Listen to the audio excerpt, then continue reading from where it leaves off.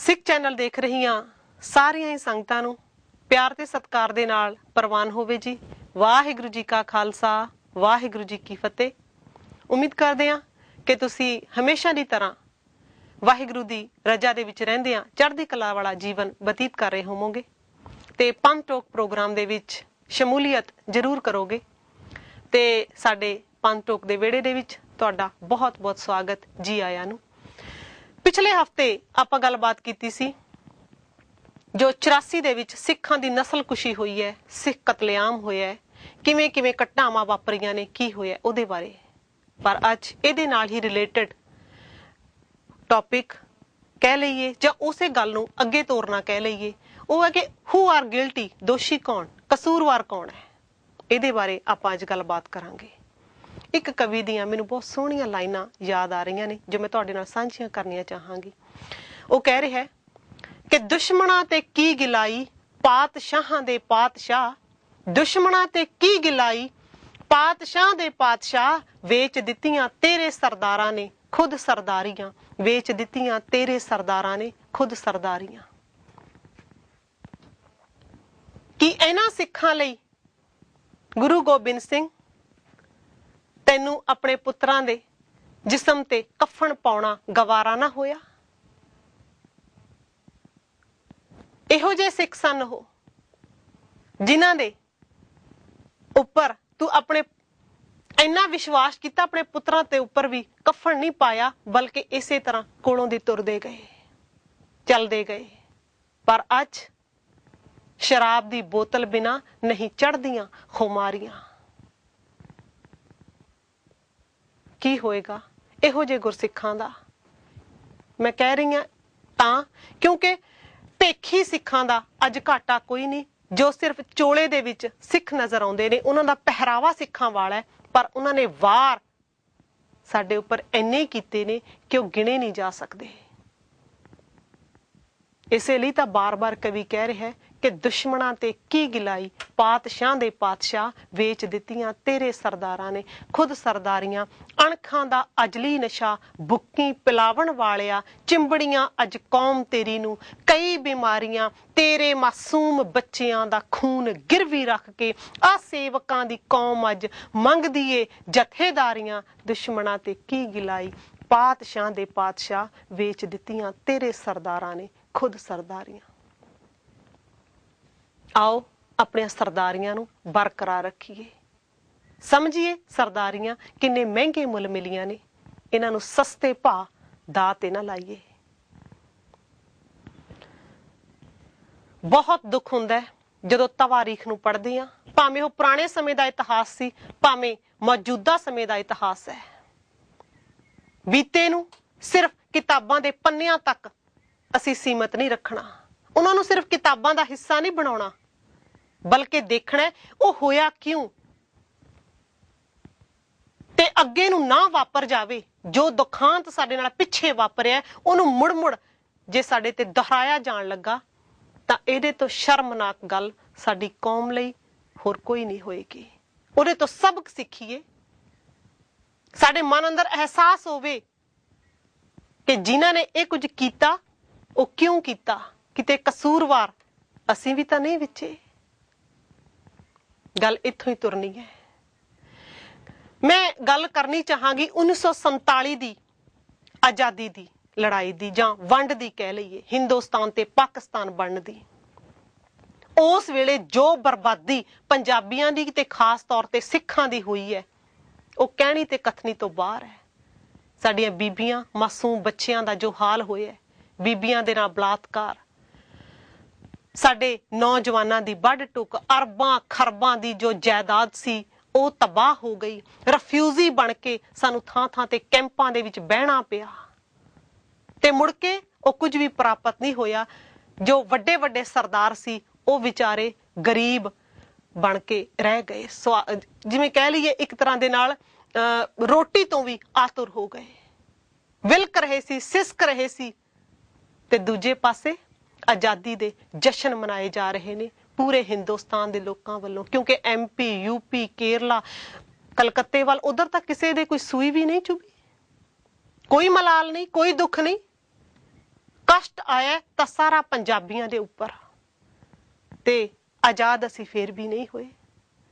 आजादी मिलनसार हिंदुस्तान की सरकार वालों सब तो पहला एक सर्कुलर जारी किया गया कि सिख जराइम पेशा कौम ने। मास्टर तारा सिंह, बलदेव सिंह ते इहो जे होर जो उस वेले दे सिख लीडर सी, उन्होंने अपने स्वार्थ की खातर साडी झोली दे विच गुलामी पवाई, होर कुछ भी नहीं। उदों भी बेसमझी तो कम लिया जदों सानू गोरियां वालों तीजी धिर मन्निया जा रहा सी, वीटो पावर साडे कोल सी। साडी मर्जी तो बिना ना हिंदुस्तान बन सकदा सी ना पाकिस्तान। असी चाहते अपनी आजाद स्टेट हासिल कर सकते सी, पर नहीं, असी कुछ मंगिया ही नहीं ते असी लैण तो भी इनकार कर दिता। अंग्रेज साडे जही बहादुर कौम दे उपर फखर करते सी, माण करते सी, इज्जत करते सी, सन्मान करते सी ते सानू कुछ देना चाहते सी, पर जदों असी लैना ही नहीं चाहते तां दिता किवें जावे।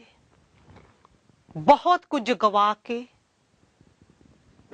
खटिया की गुलामी, जिल्लत भरी जिंदगी, ते उस तो बाद आईए 84 वाल।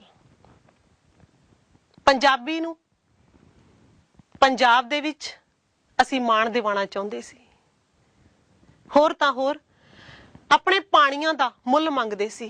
कुछ इहो जे अधिकारां दी ही तां गल सी जिस दी लड़ाई लड़ी जा रही सी, ते एक घल्लूघारा वापर गया ते उस घल्लूघारे दे दौरान सिखां दी जो नस्लकुशी हुई है ਉਹਦੇ ਤੋਂ ਤੁਸੀਂ ਸਾਰੇ ਵਾਕਿਫ ਹੋ।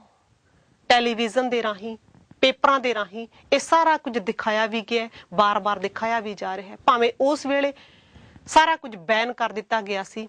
ਇੱਕ ਬ੍ਰਹਮ ਚਲਾਨੀ ਨਾਂ ਦਾ ਯੂਕੇ ਦਾ ਪੱਤਰਕਾਰ ਸੀ, ਉਹਦੇ ਵੱਲੋਂ ਦੁਬਈ ਦੇ ਰਾਹੀਂ ਇਹ ਖਬਰਾਂ ਭੇਜੀਆਂ ਜਾਂਦੀਆਂ ਰਹੀਆਂ ਥੋੜੇ ਚਿਰ ਦੇ ਲਈ, ਪਰ ਜਦੋਂ ਪਤਾ ਲੱਗ ਗਿਆ ਤਾਂ ਉਹਨੂੰ ਵੀ ਫੜ ਕੇ ਜੇਲ੍ਹ ਰੱਖ ਦਿੱਤਾ ਗਿਆ।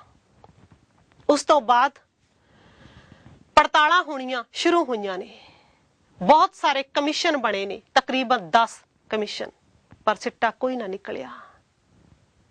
सिखां नूं, उजड़े हुए परिवारां नूं, जिन्हां दे जी खत्म हो गए, उन्हां नूं कोई इंसाफ नहीं मिलिया।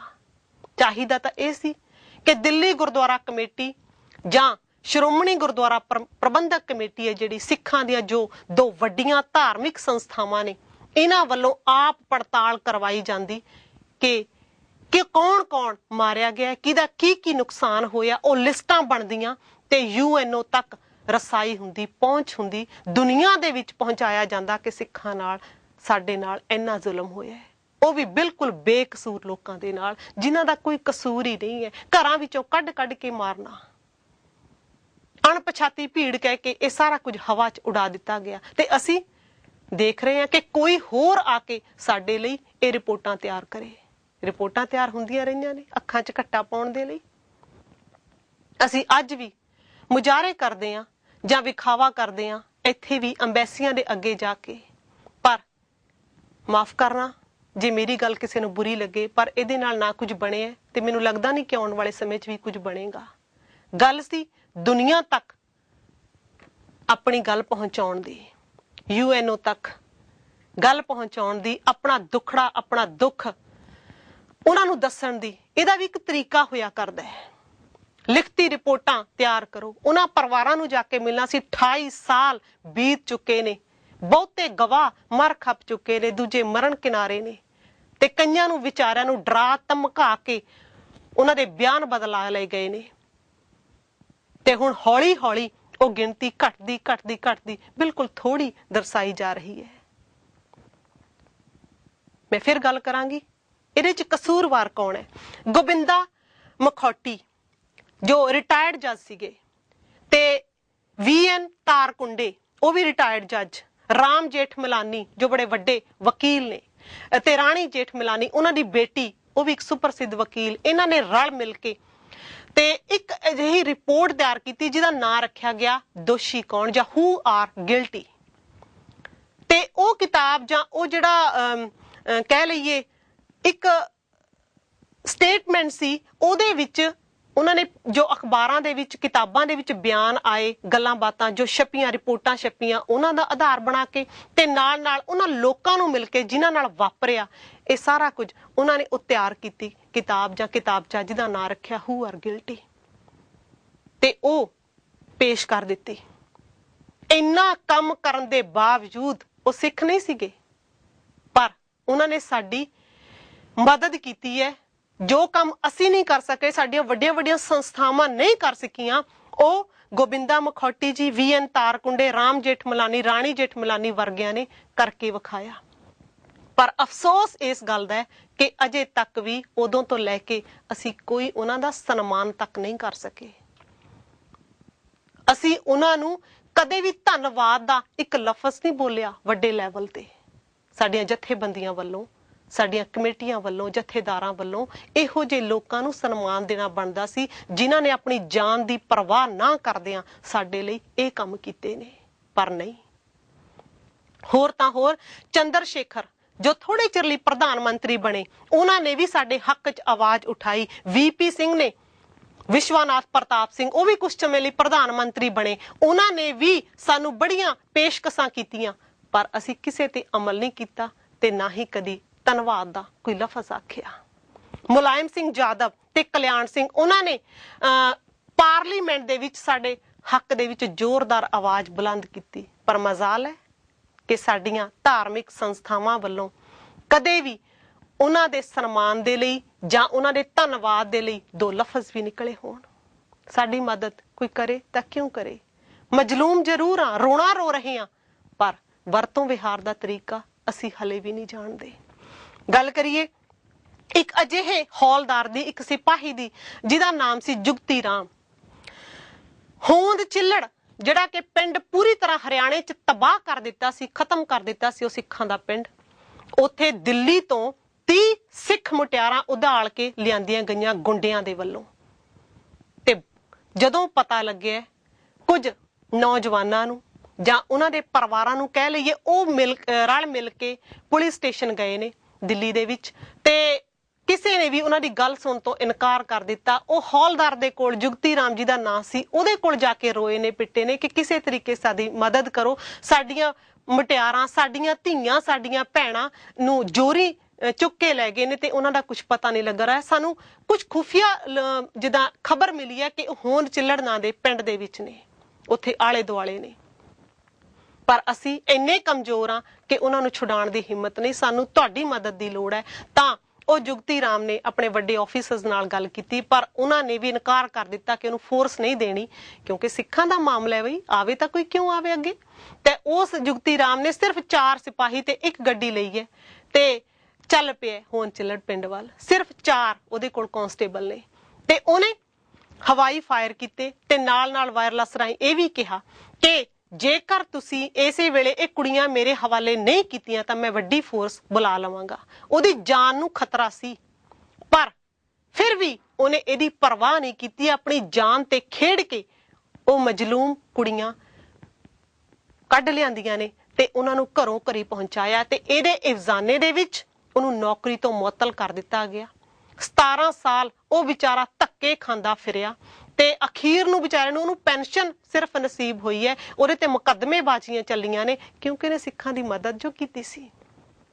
ਤੇ 1999 ਦੀ ਵਿਸਾਖੀ ਨੂੰ ਸਿਰਫ ਪੂਰੇ ਖਾਲਸਾ ਪੰਥ ਨੇ ਉਹਨੂੰ ਇੱਕ ਸਰੋਪਾ ਦੇ ਕੇ ਸਨਮਾਨਿਆ, ਜਿਹਨੇ ਆਪਣੀ ਪੂਰੀ ਜ਼ਿੰਦਗੀ ਸਾਡੀ ਮਦਦ ਕਰਦਿਆਂ ਕੁਰਬਾਨ ਕਰ ਦਿੱਤੀ, ਜਿਹਦੀ ਸਮਝੋ ਪੂਰੀ ਜ਼ਿੰਦਗੀ ਇੱਕ ਜਹੰਨਮ ਬਣ ਗਈ ਹੈ ਉਹਨਾਂ ਬੱਚੀਆਂ ਨੂੰ ਛਡਾਉਣ ਦੇ ਲਈ, ਤੇ ਉਹਨੂੰ ਸਿਰਫ ਇੱਕ ਪੀਲੇ ਰੰਗ ਦਾ ਸਰੋਪਾ।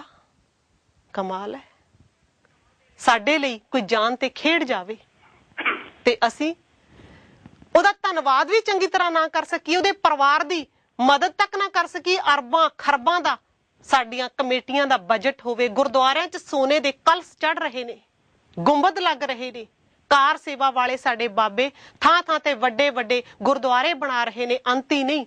ਪਰ ਜਦੋਂ ਕੋਈ ਏਦਾਂ ਦੀ ਗੱਲ ਹੁੰਦੀ ਹੈ ਤਾਂ ਅਸੀਂ ਬਿਲਕੁਲ ਪਿੱਛੇ ਹਟ ਜਾਂਦੇ ਹਾਂ, ਸੋਚਦੇ ਹੀ ਨਹੀਂ ਤੇ ਨਾ ਹੀ ਕਦੀ ਸਾਡੇ ਅਹੁਦੇਦਾਰਾਂ ਨੂੰ ਕਦੀ ਪੁੱਛਣ ਦੀ ਕੋਸ਼ਿਸ਼ ਕੀਤੀ ਹੈ।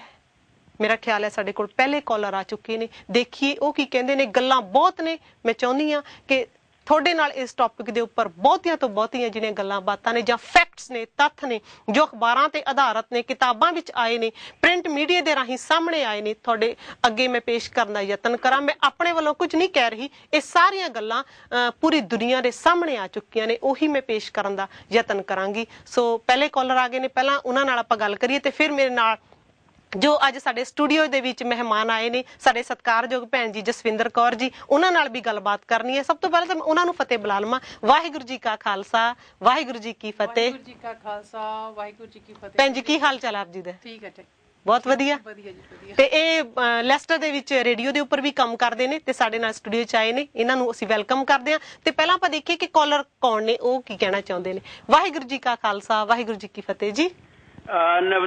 ਨਵਦੀਪ ਜੀ, ਤੁਹਾਨੂੰ ਤੇ ਬੀਬੀ ਜਸਵਿੰਦਰ ਕੌਰ ਹੋਰਾਂ ਨੂੰ ਤੇ ਤੁਹਾਡੇ ਸਾਰੇ ਸਿੱਖ ਚੈਨਲ ਦੇ ਸਾਰੀ ਸਮੁੱਚੀ ਟੀਮ ਨੂੰ ਤੇ ਤੁਹਾਡੇ ਦਰਸ਼ਕਾਂ ਨੂੰ ਗੁਰਦੇਵ ਸਿੰਘ ਭੋਗਲ ਵੱਲੋਂ ਵਾਹਿਗੁਰੂ ਜੀ ਕਾ ਖਾਲਸਾ, ਵਾਹਿਗੁਰੂ ਜੀ ਕੀ ਫਤਿਹ। ਭੋਗਲ ਸਾਹਿਬ, ਨਵਦੀਪ ਜੀ, ਤੁਸੀਂ ਜਿਹੜੀ ਭੂਮਿਕਾ ਬੰਨੀ ਆ ਨਾ, ਤੇ ਉਹ ਹੁਣ ਕੁਝ ਕਹਿਣ ਨੂੰ ਰਹਿ ਤੇ ਜਾਂਦਾ ਨਹੀਂ, ਪਰ ਕਹਿਣ ਨੂੰ ਬੜਾ ਕੁਝ ਪਿਆ ਅਜੇ ਜੀ। ਬਿਲਕੁਲ। ਤੇ ਮੈਂ ਤੇ ਜਿਹੜੀ ਤੁਸੀਂ ਭੂਮਿਕਾ ਬੰਨੀ ਆ ਤੇ ਉਹਦੇ ਨਾਲ ਮੈਂ ਬਹੁਤਾ ਸਮਾਂ ਲੈਣ ਤੋਂ ਗੁਰੇਜ਼ ਕਰਾਂਗਾ, ਕਿਉਂਕਿ ਬਹੁਤ ਸਾਰੇ ਕਾਲਰ ਹੁੰਦੇ ਨੇ, ਭੈਣ ਭਰਾ ਰਹਿ ਜਾਂਦੇ ਨੇ ਕਈ ਵਾਰੀ।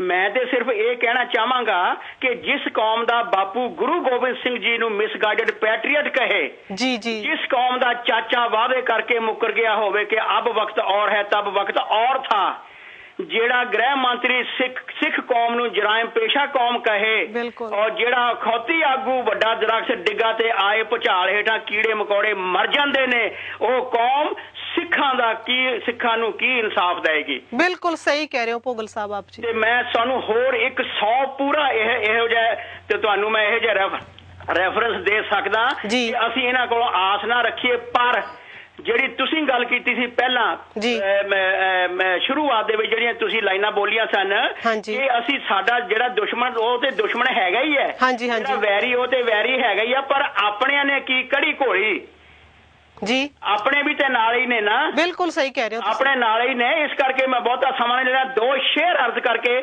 ਜਿਹੜਾ ਤੁਸੀਂ ਅੱਜ ਟੌਪਿਕ ਰੱਖਿਆ ਉਹਦੇ ਨਾਲ ਢੁਕਵੇਂ 2 ਸ਼ੇਅਰ ਅਰਜ਼ ਕਰਕੇ ਮੈਂ ਤੁਹਾਤੋਂ ਖਿਮਾ ਜਾਚਣਾ। ਨਵਦੀਪ ਜੀ ਜਰੂਰ ਜਰੂਰ ਸੁਣਾਓ। ਕਹਿੰਦਾ ਨਫ਼ਰਤ ਦੀ ਹਨੇਰੀ ਦਾ ਪਿਆ ਹਨੇਰ ਸਾਰੇ ਜੀ, ਨਫ਼ਰਤ ਦੀ ਹਨੇਰੀ ਦਾ ਪਿਆ ਹਨੇਰ ਸਾਰੇ, ਸਾਊ ਪੁਣਾ ਛੱਡ ਲੋਕੀ ਸੀਨਾ ਜ਼ੋਰ ਹੋ ਗਏ, ਓਏ ਮੂੰਹੋਂ ਮਿੱਠੀਆਂ ਕਰ ਕਰ ਮੋਹ ਲੈਂਦੇ ਪਰ ਮਨ ਕਰਕੇ ਹੋਰ ਦੇ ਹੋਰ ਹੋ ਗਏ। ਵਾਹ ਜੀ ਵਾਹ, ਬਿਲਕੁਲ ਸਹੀ। ਨਫ਼ਰਤ ਦੀ ਹਨੇਰੀ ਦਾ ਪਿਆ ਹਨੇਰ ਸਾਰੇ, ਸਾਊ ਪੁਣਾ ਛੱਡ ਲੋਕੀ ਸੀਨਾ ਜ਼ੋਰ ਹੋ ਗਏ, ਓਏ ਮੂੰਹੋਂ ਮਿੱਠੀਆਂ ਕਰ ਕਰ ਮੋਹ ਲੈਂਦੇ ਪਰ ਮਨ ਕਰਕੇ ਹੋਰ ਦੇ ਹੋਰ ਹੋ ਗਏ। ਕਹਿੰਦਾ ਕਈ ਆਖਣ ਰੋ ਕੇ ਕੱਢ ਗੁਬਾਰ ਲਈਏ, ਹੁਣ ਤਾਂ ਅਸੀਂ ਰੋ ਕੇ ਸਾਡੀ ਵੱਸ ਹੋ ਗਈ ਭਾਈ। ਬਿਲਕੁਲ, ਹੰਝੂ ਵੀ ਸੁੱਕ ਗਏ ਸਾਡੇ। ਰੋ ਕੇ ਕੱਢ ਗੁਬਾਰ ਲਈਏ, ਹੁਣ ਤਾਂ ਰੋ ਰੋ ਖੀਣ ਪਤੀਣ ਹੋ ਗਏ, ਓਏ ਗਿਲੇ ਗੈਰਾਂ ਤੇ ਭੋਗਲ ਕੀ ਕਰੀਏ ਜਦੋਂ ਆਪਣੇ ਹੀ ਗੈਰਤਹੀਣ ਹੋ ਗਏ। ਬਿਲਕੁਲ ਜੀ। ਕਈ ਆਖਣ ਰੋ ਕੇ ਕੱਢ ਗੁਬਾਰ ਲਈਏ, ਹੁਣ ਤਾਂ ਰੋ ਰੋ ਖੀਣ ਪਤੀਣ ਹੋ ਗਏ, ਓਏ ਗਿਲੇ ਗੈਰਾਂ ਤੇ ਭੋਗਲ ਕੀ ਕਰੀਏ ਜਦੋਂ ਆਪਣੇ ਹੀ ਗੈਰਤਹੀਣ ਹੋ ਗਏ। ਯਾਰੋ ਜਦੋਂ ਆਪਣੇ ਹੀ ਗੈਰਤਹੀਣ ਹੋ ਗਏ। ਵਾਹ ਜੀ ਵਾਹ। ਨਵਦੀਪ ਜੀ, ਇੱਕ ਦੂਸਰਾ ਸ਼ੇਰ ਬੋਲ ਕੇ ਖਿਮਾ ਜਾਚਣਾ। ਜੀ ਜਰੂਰ ਸੁਣਾਓ। ਕਹਿੰਦਾ ਯਾਰ ਬਣ ਕੇ ਵੀ ਜਿਹੜੇ ਆਵਾ ਯਾਰ ਰਹਿੰਦੇ, ਆ ਯਾਰੀਆਂ ਪਾਉਂਦੇ ਨੇ ਨਾ ਸਾਡੇ ਨਾਲ, ਪਰ ਅੰਦਰੋਂ ਜੜਾਂ ਵੱਢਣ ਡਏ ਨੇ। ਬਿਲਕੁਲ। ਕਹਿੰਦਾ ਯਾਰ ਬਣ ਕੇ ਵੀ ਜਿਹੜੇ ਆਵਾਜ਼ਾਰ ਰਹਿੰਦੇ, ਤੋੜ ਚਾੜਦੇ ਲੱਗੀਆਂ ਯਾਰੀਆਂ ਨਾ, ਓਏ ਗੱਲ ਗੁਰੂ ਦੀ ਜੇਕਰ ਸਮਝ ਲੈਂਦੇ ਪੱਲੇ ਪੈਂਦੀਆਂ ਖੱਜਲ ਖੁਆਰੀਆਂ ਨਾ। ਵਾਹ ਜੀ ਵਾਹ। ਬਹੁਤ ਸ਼ੁਕਰੀਆ ਨਵਦੀਪ ਜੀ, ਬਹੁਤ ਧੰਨਵਾਦ। ਯਾਰ ਬਣ ਕੇ ਵੀ ਜਿਹੜੇ ਆਵਾਜ਼ਾਰ ਰਹਿੰਦੇ, ਤੋੜ ਚਾੜਦੇ ਲੱਗੀਆਂ ਯਾਰੀਆਂ ਨਾ, ਓਏ ਗੱਲ ਗੁਰੂ ਦੀ ਜੇਕਰ ਸਮਝ ਲੈਂਦੇ ਪੱਲੇ ਪੈਂਦੀਆਂ ਖੱਜਲ ਖੁਆਰੀਆਂ ਨਾ। ਕਹਿੰਦਾ ਗੁਰਾਂ ਆਪਾ ਵਾਰ ਸਾਡਾ ਕਲਿਆਣ ਕੀਤਾ। ਵਾਹ ਜੀ ਵਾਹ। ਬਹੁਤ ਸ਼ੁਕਰੀਆ। ਗੁਰਾਂ ਆਪਾ ਵਾਰ ਸਾਡਾ ਕਲਿਆਣ ਕੀਤਾ, ਪੇਟ ਪ੍ਰਸਤਾਂ ਨਿਭਾਈਆਂ ਜ਼ਿੰਮੇਵਾਰੀਆਂ ਨਾ, ਓਏ ਕੜਮ ਚੌਧਰੀਆਂ ਕੀਤਾ ਕੌਮ ਦਾ ਘਾਣ ਭੋਗਲ ਤਾਈਓ ਰਹੀਆਂ ਕਾਇਮ ਸਰਦਾਰੀਆਂ ਨਾ। ਵਾਹ ਜੀ ਵਾਹ, ਬਿਲਕੁਲ ਸਹੀ, ਸੱਚਾਈ ਬਿਆਨ ਕੀਤੀ। ਆਪਾ ਵਾਰ ਸਾਡਾ ਕਲਿਆਣ ਕੀਤਾ, ਪੇਟ ਪ੍ਰਸਤਾਂ ਨਿਭਾਈਆਂ ਜ਼ਿੰਮੇਵਾਰੀਆਂ ਨਾ, ਓਏ ਕੜਮ ਚੌਧਰੀਆਂ ਕੀਤਾ ਕੌਮ ਦਾ ਘਾਣ ਭੋਗਲ ਤਾਈਓ ਰਹੀਆਂ ਕਾਇਮ ਸਰਦਾਰੀਆਂ ਨਾ। ਗੁਰੂ ਪਿਆਰਿਓ ਤਾਈਓ ਰਹੀਆਂ ਕਾਇਮ ਸਰਦਾਰੀਆਂ ਨਾ। ਵਾਹ ਜੀ ਵਾਹ, ਧੰਨਵਾਦ ਭੋਗਲ ਸਾਹਿਬ, ਬਹੁਤ ਬਹੁਤ ਆਪ ਜੀ ਦਾ। ਵਾਹਿਗੁਰੂ ਜੀ ਕਾ ਖਾਲਸਾ, ਵਾਹਿਗੁਰੂ ਜੀ ਕੀ ਫਤਿਹ। ਤੇ ACK ਪੀਟਰਬਰਗ ਤੋਂ ਗੁਰਦੇਵ ਸਿੰਘ ਜੀ ਭੋਗਲ ਬਹੁਤ ਹੀ ਸੋਹਣੇ ਸ਼ਾਇਰ ਤੇ ਹਾਂਜੀ ਬਹੁਤ ਵਧੀਆ ਕਮਾਲ ਕਰਦੇ ਨੇ। ਤੇ ਨੈਕਸਟ ਕਾਲਰ ਆ ਗਏ ਨੇ, ਆਪਾਂ ਉਹਨਾਂ ਨਾਲ ਗੱਲ ਕਰੀਏ ਤੇ ਉਸ ਤੋਂ ਬਾਅਦ ਆਪਾਂ ਤੁਹਾਡੇ ਵੱਲ ਚੱਲਦੇ ਆਪਾਂ ਚਾਹੁੰਦੇ ਹਾਂ ਕਿ ਥੋੜਾ ਜਿਹਾ ਟਾਈਮ ਸਾਨੂੰ ਦਿਓ ਤੇ ਉਹਨਾਂ ਨੂੰ ਵੀ ਦਈਏ ਤੇ ਉਹ ਥੋੜਾ ਜਿਹਾ ਆਪਾਂ ਕਹਿੰਦੇ ਕਿ ਸਾਡੇ ਜਿਹੜੇ ਪ੍ਰੋਡਿਊਸਰ ਸਾਹਿਬ ਨੇ ਕਿ ਸਾਨੂੰ ਵੀ ਥੋੜਾ ਜਿਹਾ ਟਾਈਮ ਦੇਣ ਤਾਂ ਜੋ ਆਪਾਂ ਆਪਸ ਦੇ ਵਿੱਚ ਵੀ ਗੱਲਬਾਤ ਕਰੀਏ। ਵਾਹਿਗੁਰੂ ਜੀ ਕਾ ਖਾਲਸਾ, ਵਾਹਿਗੁਰੂ ਜੀ ਕੀ ਫਤਿਹ। ਹਾਂਜੀ, ਵਾਹਿਗੁਰੂ ਜੀ ਕਾ ਖਾਲਸਾ, ਵਾਹਿਗੁਰੂ ਜੀ ਕੀ ਫਤਿਹ ਜੀ। ਵਾਹਿਗੁਰੂ ਜੀ ਕਾ ਖਾਲਸਾ, ਵਾਹਿਗੁਰੂ ਜੀ ਕੀ ਫਤਿਹ। ਆਪ ਜੀ ਦਾ ਬਹੁਤ ਬਹੁਤ ਸਵਾਗਤ। ਤੁਸੀਂ ਕੌਣ ਹੋ ਤੇ ਕਿੱਥੋਂ ਬੋਲਦੇ ਹੋ ਭਾਈ ਸਾਹਿਬ ਜੀ? ਹੈਲੋ, ਸਤਿ ਸ੍ਰੀ ਅਕਾਲ ਜੀ। ਮੈਂ ਗੁਰਮਤਪਾਲ ਸਿੰਘ ਚੀਮਾ ਲੈਸਟਰ ਤੋਂ ਬੋਲ ਰਿਹਾ। ਸਤਿ ਸ੍ਰੀ ਅਕਾਲ ਭੈਣ ਜੀ। ਸਤਿ ਸ੍ਰੀ ਅਕਾਲ ਜੀ। ਹਾਂਜੀ, ਆਪ ਜੀ ਕੀ ਕਹਿਣਾ ਚਾਹੋਗੇ ਗੁਰਮਤਪਾਲ ਸਿੰਘ ਜੀ? ਮੈਂ ਜੀ ਤੁਹਾਡਾ ਪ੍ਰੋਗਰਾਮ ਦੇਖ ਰਿਹਾ। ਮੈਂ ਬੜਾ ਕਈ ਵਾਰ ਮਨ ਦੇ ਵਿੱਚ ਆਉਂਦਾ ਹੈ ਜਦੋਂ ਇੱਥੇ TV ਤੇ ਦੇਖੀਦਾ ਹੈ ਵੀ ਕਈ ਆਪਣੇ ਭੈਣ ਜਿਹੜੇ ਭਰਾ ਜਿਹੜੇ ਏਦਾਂ ਖਤਮ ਹੋ ਗਏ ਆ ਦਿੱਲੀ ਦੇ ਵਿੱਚ, ਔਰ ਉਹਨਾਂ ਨੇ ਅੱਜ ਵੀ ਫਲੂਕਾ ਸਾਹਿਬ ਕਹਿ ਰਹੇ ਆ ਵੀ 28 ਸਾਲ ਹੋ ਗਏ ਉਹਨਾਂ ਦੇ ਬੱਚੇ ਨਹੀਂ ਪੜ੍ਹ ਰਹੇ, ਬੀਬੀਆਂ ਦਾ ਬੁਰਾ ਹਾਲ ਆ। ਮੈਨੂੰ ਅੱਜ ਤੱਕ ਸਮਝ ਨਹੀਂ ਆਏ। ਮੇਰਾ ਭਰਾ ਵੀ ਹਾਂਗਕਾਂਗ, ਉਹ ਵੀ ਗ੍ਰਾਈ ਕਰਦੇ ਆ, ਇੱਥੇ ਵੀ ਆਪਾਂ ਕਰੀ ਦੀ। ਉਹ ਪੈਸਾ ਜਿਹੜਾ ਆਪਣਾ 28 ਸਾਲ ਹੋ ਗਿਆ, ਉਹ 28 ਸਾਲ ਤੋਂ ਪੈਸਾ ਕਿੱਧਰ ਨੂੰ ਜਾ ਰਿਹਾ ਜੇ ਅੱਜ ਵੀ ਉਹਨਾਂ ਦਾ ਬੁਰਾ ਹਾਲ ਆ।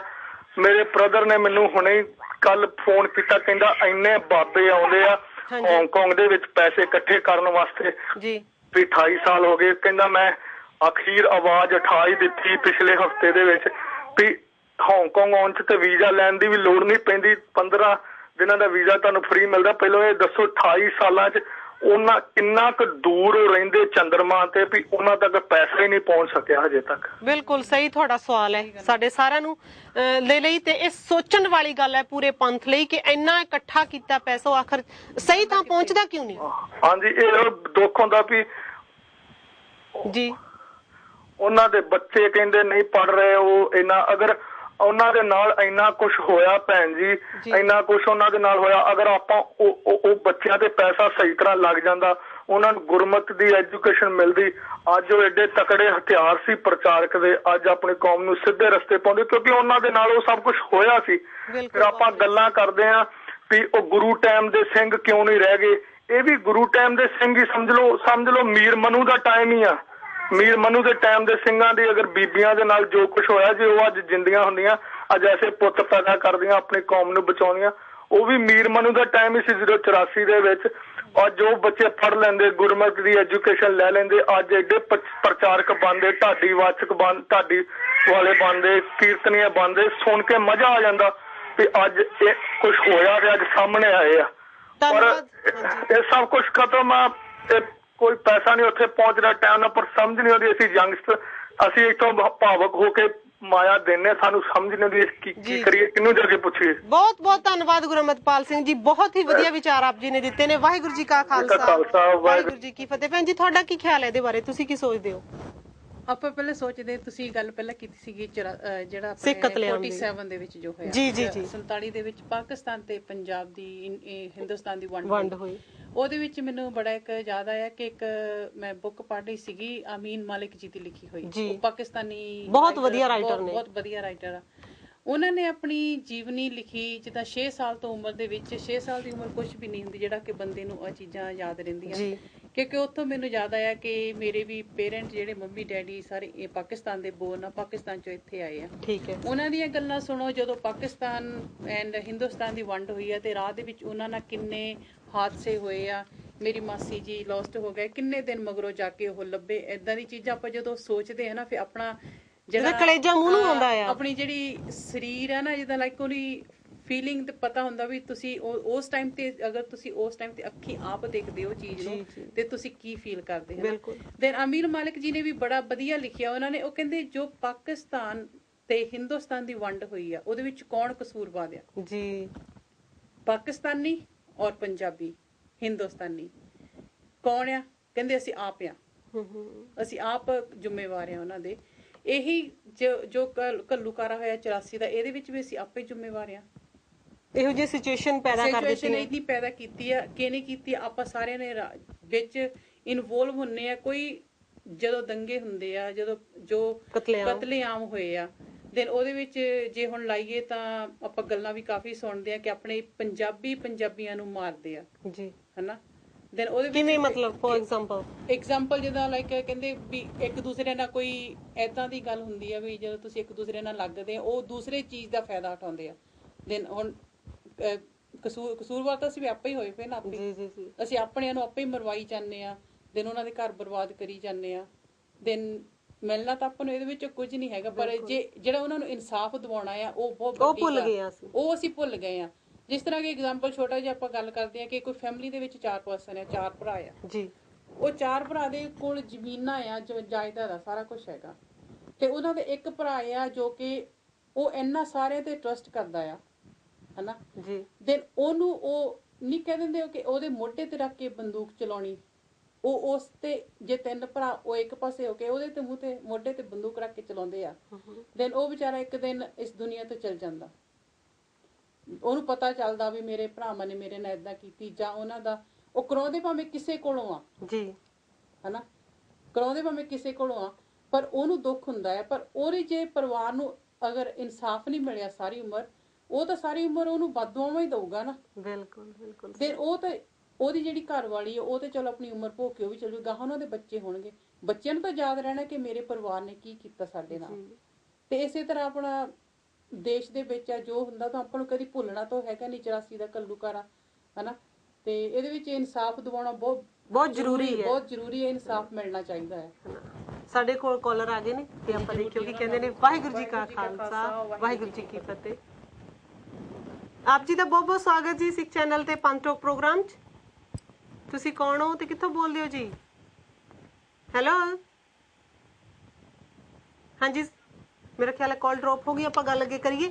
ਜਿਵੇਂ ਤੁਸੀਂ ਕਿਹਾ, ਸੱਚਮੁੱਚ ਇਨਸਾਫ ਬਹੁਤ ਜ਼ਰੂਰੀ ਹੈ, ਪਰ ਜਿਨ੍ਹਾਂ ਨੇ ਇਨਸਾਫ ਦਿਵਾਉਣਾ ਸੀ, ਜਿਨ੍ਹਾਂ ਤੋਂ ਅਸੀਂ ਆਸ ਰੱਖਦੇ ਸੀ, ਸਾਡੀ ਲੀਡਰਸ਼ਿਪ, ਤੇ ਜਦੋਂ ਉਹ ਹੀ ਉਹਨਾਂ ਦੋਖੀਆਂ ਨੂੰ ਜਾਂ ਕਹਿ ਲਈਏ ਜਿਨ੍ਹਾਂ ਨੇ ਇਸ ਕਤਲੇਆਮ ਦੇ ਵਿੱਚ ਵੱਧ ਚੜ ਕੇ ਹਿੱਸਾ ਪਾਇਆ, ਭੰਗੜੇ ਪਾਏ, ਉਹਨਾਂ ਨੂੰ ਜਦੋਂ ਸਰੋਪੇ ਦੇ ਕੇ ਨਵਾਜਣ ਲੱਗ ਪੈਣ ਤਾਂ ਫਿਰ ਸਾਡਾ ਬੇੜਾ ਨਹੀਂ ਗਰਕ ਹੋਊਗਾ ਤਾਂ ਹੋਰ ਕੀ ਹੋਊਗਾ। ਮੈਂ ਗੱਲ ਕਰਾਂਗੀ ਪ੍ਰਹਿਲਾਦ ਸਿੰਘ, ਜਿਹੜਾ ਚੰਡੋਕ, ਜਿਹੜੇ ਦਿੱਲੀ ਗੁਰਦੁਆਰਾ ਕਮੇਟੀ ਦੇ ਥੋੜਾ ਚਿਰ ਪ੍ਰਧਾਨ ਰਹੇ ਨੇ, ਤੇ ਇਹ ਪੂਰੇ ਪੇਪਰਾਂ ਦੇ ਵਿੱਚ ਆਈ ਹੋਈ ਗੱਲ ਆ ਕਿ ਉਹਨਾਂ ਨੇ ਜਗਦੀਸ਼ ਟਾਈਟਲਰ ਨੂੰ, ਜਿਹਦਾ ਕਿ ਖਾਸ ਨਾਂ ਹੈ ਕਿ ਉਹਨੇ ਸਿੱਖਾਂ ਦਾ ਕਿਵੇਂ ਕਤਲੇਆਮ ਕਰਵਾਇਆ, ਤੇ ਉਹ ਜਗਦੀਸ਼ ਟਾਈਟਲਰ ਨੂੰ ਉਹਨਾਂ ਨੇ ਸਰੋਪਾ ਦਿੱਤਾ ਤੇ ਕਿਰਪਾਨ ਦੇ ਕੇ ਨਵਾਜਿਆ। ਕਿਉਂ? ਆਪਣੀ ਪ੍ਰਧਾਨਗੀ ਕਾਇਮ ਰੱਖਣ ਲਈ, ਜਾਂ ਆਪਣੇ ਆਪ ਨੂੰ ਸਪੋਰਟ ਲੈਣ ਲਈ, ਜਾਂ ਕੋਈ ਵੱਧ ਸਹੂਲਤਾਂ ਲੈਣ ਲਈ ਅਸੀਂ ਪੂਰੀ ਕੌਮ ਨੂੰ ਦਾਅ ਤੇ ਲਾ ਦਿੰਦੇ ਆ। ਇਹ ਨੇ ਸਾਡੇ ਜਥੇਦਾਰ, ਸਾਡੇ ਲੀਡਰ। ਹੋਰ ਤਾਂ ਹੋਰ, ਮੈਂ ਪਿਛਲੇ ਹਫ਼ਤੇ ਭੈਣ ਜੀ ਗੱਲ ਕੀਤੀ ਸੀ ਕਿ ਜਿਹੜੀ ਬੀਬੀ ਦਰਸ਼ਨ ਕੌਰ ਸੀ, ਜਿਹਦੇ ਪਰਿਵਾਰ ਦੇ 12 ਜੀ ਖਤਮ ਕਰ ਦਿੱਤੇ ਗਏ ਸੀ, ਤੇ ਜਦੋਂ ਇੱਕ ਆਤਮਾ ਸਿੰਘ ਨਾਮ ਦਾ ਕੋਈ ਵਿਅਕਤੀ ਸੀ, ਉਹਨੇ ਬਹੁਤ ਉਹਨਾਂ ਨਾਲ ਗਲਤ ਸਲੂਕ ਕੀਤਾ, ਮਾਰਕੁੱਟ ਕੀਤੀ, ਤੇ ਉਹਨਾਂ ਨੇ ਪੈਸੇ ਵੀ ਖਾਧੇ। ਤੇ ਉਹ ਵਿਚਾਰੀਆਂ, ਕਿਉਂਕਿ ਹੋਰ ਤਾਂ ਕੋਈ ਰਾਹ ਨਹੀਂ ਸੀ ਸੁਝਦਾ, ਉਹ ਅਕਾਲ ਤਖਤ ਤੇ ਜਿਹੜੇ ਜਥੇਦਾਰ ਸੀ ਉਸ ਵੇਲੇ, ਜੋਗਿੰਦਰ ਸਿੰਘ ਜੀ ਵੇਦਾਂਤੀ, ਉਹਨਾਂ ਦੇ ਕੋਲ ਆਪਣਾ ਰੋਣਾ ਰੋਣ ਗਈਆਂ ਬੀਬੀਆਂ ਇਕੱਠੀਆਂ ਹੋ ਕੇ, ਤੇ ਉਹਨਾਂ ਨੇ ਰੋਇਆ ਕਿ ਸਾਡੇ ਨਾਲ ਆ ਹੋਇਆ, ਤੁਸੀਂ ਇਨਸਾਫ ਕਰੋ। ਤਾਂ ਉਹਨਾਂ ਨੇ ਵੇਦਾਂਤੀ ਜੀ ਨੇ ਪਤਾ ਕੀ ਜਵਾਬ ਦਿੱਤਾ? ਇਹ ਵੀ ਪੇਪਰਾਂ 'ਚ ਆਇਆ ਤੇ ਸੁਣਨ ਵਾਲਿਆਂ ਨੇ ਸੁਣਿਆ ਸਭ ਕੁਝ, ਕਿ ਖੇਖਣ ਹਾਰੀਆਂ ਤੀਵੀਆਂ ਆ ਕੇ ਖੇਖਣ ਕਰਦੀਆਂ ਨੇ, ਚਲੇ ਜਾਓ ਇੱਥੋਂ। ਕੋਈ ਇਨਸਾਫ ਨਹੀਂ ਮਿਲਿਆ। ਹਾਂ, ਲੁਬਾਣਾ ਪੰਚਾਇਤ ਨੇ ਉਹਨਾਂ ਨੂੰ ਇਨਸਾਫ ਦਿਵਾਇਆ। ਸੋ ਜੇ ਇਹ ਕੁਝ ਸਾਡੇ ਵੱਡੇ ਅਹੁਦੇਦਾਰ ਜਾਂ ਲੀਡਰ ਕਰਨਗੇ ਤਾਂ ਇਨਸਾਫ ਦੀ ਮੰਗ ਅਸੀਂ ਕਿੱਥੋਂ ਕਰਾਂਗੇ, ਕਿੱਥੋਂ ਆਸ ਰੱਖਾਂਗੇ? ਅਸੀਂ ਸਾਡੀ ਢੇਰੀ ਤਾਂ ਬਿਲਕੁਲ ਢਹਿ ਜਾਂਦੀ ਹੈ। ਸੋ ਅਸੀਂ ਅੱਜ ਗੱਲ ਕਰ ਰਹੇ ਹਾਂ ਇਸ ਲਈ ਤਾਂ ਜੋ ਅਸੀਂ ਇਹ ਸੋਚਦੇ ਹਾਂ ਕਿ ਇਸ ਜੋ ਸੱਚ ਦੀ ਕਚਹਿਰੀ ਹੈ, ਇਹਦੇ ਵਿੱਚ ਤੁਸੀਂ ਵੀ ਆ ਕੇ ਖੜੇ ਹੋਵੋ। ਤੁਸੀਂ ਵੀ ਸਾਨੂੰ ਦੱਸੋ ਤੁਸੀਂ ਕੀ ਸੋਚਦੇ ਹੋ। ਮੇਰੇ ਖਿਆਲ ਕਾਲਰ ਸਾਡੇ ਨਾਲ ਜੁੜ ਚੁੱਕੇ ਨੇ, ਦੇਖਿਓ ਕੀ ਕਹਿੰਦੇ ਨੇ। ਵਾਹਿਗੁਰੂ ਜੀ ਕਾ ਖਾਲਸਾ, ਵਾਹਿਗੁਰੂ ਜੀ ਕੀ ਫਤਿਹ। ਹਾਂਜੀ, ਆਪਣੇ ਟੈਲੀਵਿਜ਼ਨ ਦੀ ਆਵਾਜ਼ ਬੰਦ ਕਰ ਲਓ ਜੀ, ਤਾਂ ਜੋ। ਵਾਹਿਗੁਰੂ ਜੀ ਕਾ ਖਾਲਸਾ, ਵਾਹਿਗੁਰੂ ਜੀ ਕੀ ਫਤਿਹ। ਭਾਈ ਸਾਹਿਬ ਜੀ, ਬਹੁਤ ਬਹੁਤ ਸਵਾਗਤ। ਤੁਸੀਂ ਕੌਣ ਹੋ ਤੇ ਕਿੱਥੋਂ ਬੋਲਦੇ ਹੋ? ਹੈਲੋ ਜੀ। ਹਾਂਜੀ ਹਾਂਜੀ ਭੈਣ ਜੀ, ਮੈਂ ਗਰੀਸੋ ਬੋਲ ਰਿਹਾ ਜੀ। ਕੀ ਨਾਮ ਆਪ ਜੀ ਦਾ ਵੀਰ ਜੀ?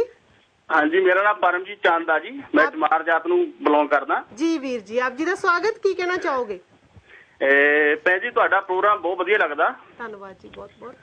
ਤੇ ਅਸੀਂ ਹਰ ਰੋਜ਼ ਦੇਖਦੇ ਰਹੇ ਜਦੋਂ ਤੁਹਾਡਾ ਪ੍ਰੋਗਰਾਮ ਹੁੰਦਾ, ਪਰ ਇਸ ਪ੍ਰੋਗਰਾਮ ਵਿੱਚ ਤੁਸੀਂ ਕਿਹਾ ਬਈ ਸਿੱਖ ਕੌਮ ਦੀ ਕੇਸ ਬੰਦੇ ਨੇ ਕੇਸ ਨੇ ਸਾਨੂੰ ਅੱਗੇ ਕਰਨ ਕੀਤਾ। ਤੁਸੀਂ ਸਾਰਿਆਂ ਦੇ ਨਾਲ, ਬੀਪੀ ਸਿੰਘ, ਚੰਦਰ ਸ਼ੇਖਰ, ਸਾਰਿਆਂ ਦਾ ਨਾਂ ਲਿਆ ਤੇ ਯਾਦਵ ਦਾ ਨਾਂ ਲਿਆ, ਪਰ ਤੁਹਾਨੂੰ ਪਤਾ ਹੋਣਾ ਚਾਹੀਦਾ ਅਵਤਾਰ ਸਿੰਘ ਕਰੀਮਪੁਰੀ ਹੁਣੀ ਲੋਕ ਸਭਾ ਵਿੱਚ ਬਹਿ ਕੇ ਗੱਲ ਕੀਤੀ ਸਾਡੀ ਆਪਣੀ ਸਰਦਾਰਾਂ ਦੀ। ਜੀ ਜੀ ਜੀ, ਕੌਣ ਸੀਗੇ ਇਹ ਅਵਤਾਰ ਸਿੰਘ ਕਰੀਮਪੁਰੀ ਜੀ, ਬੀਐਸਪੀ ਨਾਲ ਬਿਲੋਂਗ ਕਰਦੇ ਹੈ।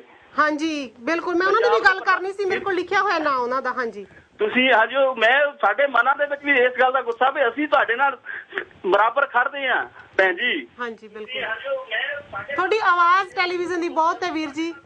ਨਹੀਂ, ਮੈਂ ਤਾਂ ਬੰਦ ਕੀਤੀ ਹੋਈ ਹੈ ਟੈਲੀਵਿਜ਼ਨ ਦੀ ਆਵਾਜ਼ ਭੈਣ ਜੀ, ਮੈਨੂੰ ਸੁਣ ਰਹੀ ਹੈ ਸਾਰੀ, ਹੈ ਨਾ। ਹਾਂਜੀ ਚਲੋ ਬੋਲੋ ਤੁਸੀਂ। ਤੇ ਭੈਣ ਜੀ ਅਸੀਂ ਇਹੀ ਚੀਜ਼ ਨਾਲ ਕਹਿੰਦੇ ਆ ਵੀ ਅਸੀਂ ਕਿੰਨਾ ਕੁ ਕਰਦੇ ਆ, ਅਸੀਂ ਤੁਹਾਡੇ ਨਾਲ ਮੈਂ ਇੱਕ ਚਮਾਰ ਜਾਤ ਨਾਲ ਇੱਕ ਬੈਕਵਰਡ ਦੇ ਨਾਲ ਬਿਲੋਂਗ ਕਰਦਾ, ਪਰ ਫੇਰ ਵੀ ਸਾਡੀ ਜਿਹੜੀ ਸੰਵਿਧਾਨ ਹੈ ਸਾਡੇ ਗੁਰੂਆਂ ਦਾ ਸੰਵਿਧਾਨ ਇੱਕੋ ਹੀ ਰਿਹਾ। ਬਿਲਕੁਲ ਜੀ ਵੀਰ ਜੀ।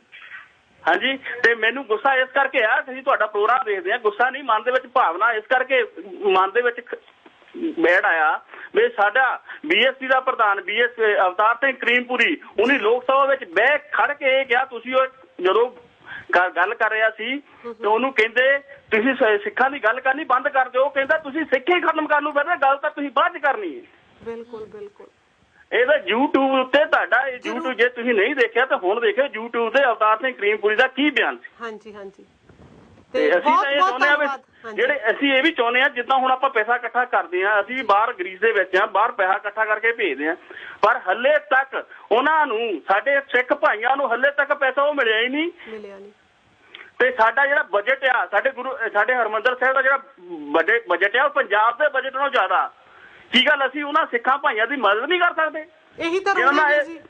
ਬਿਲਕੁਲ ਹਾਂਜੀ, ਇਹੀ ਰੋਣਾ ਹੈ, ਅਸੀਂ ਰੋ ਰਹੇ ਆ ਇੱਥੇ ਬੈਠੇ ਕਿ ਇੰਨਾ ਕੁਝ ਇਕੱਠਾ ਕਰਕੇ ਵੀ ਉਹਨਾਂ ਦੀ ਮਦਦ 100 ਪਰਿਵਾਰ ਦੀ ਮਦਦ ਨਹੀਂ ਕਰ ਸਕਦੇ, ਇੰਨਾ ਪੈਸਾ ਹੀ ਗੁਰਦੁਆਰਿਆਂ ਤੇ ਲਾਈ ਜਾਂਦੇ ਆ।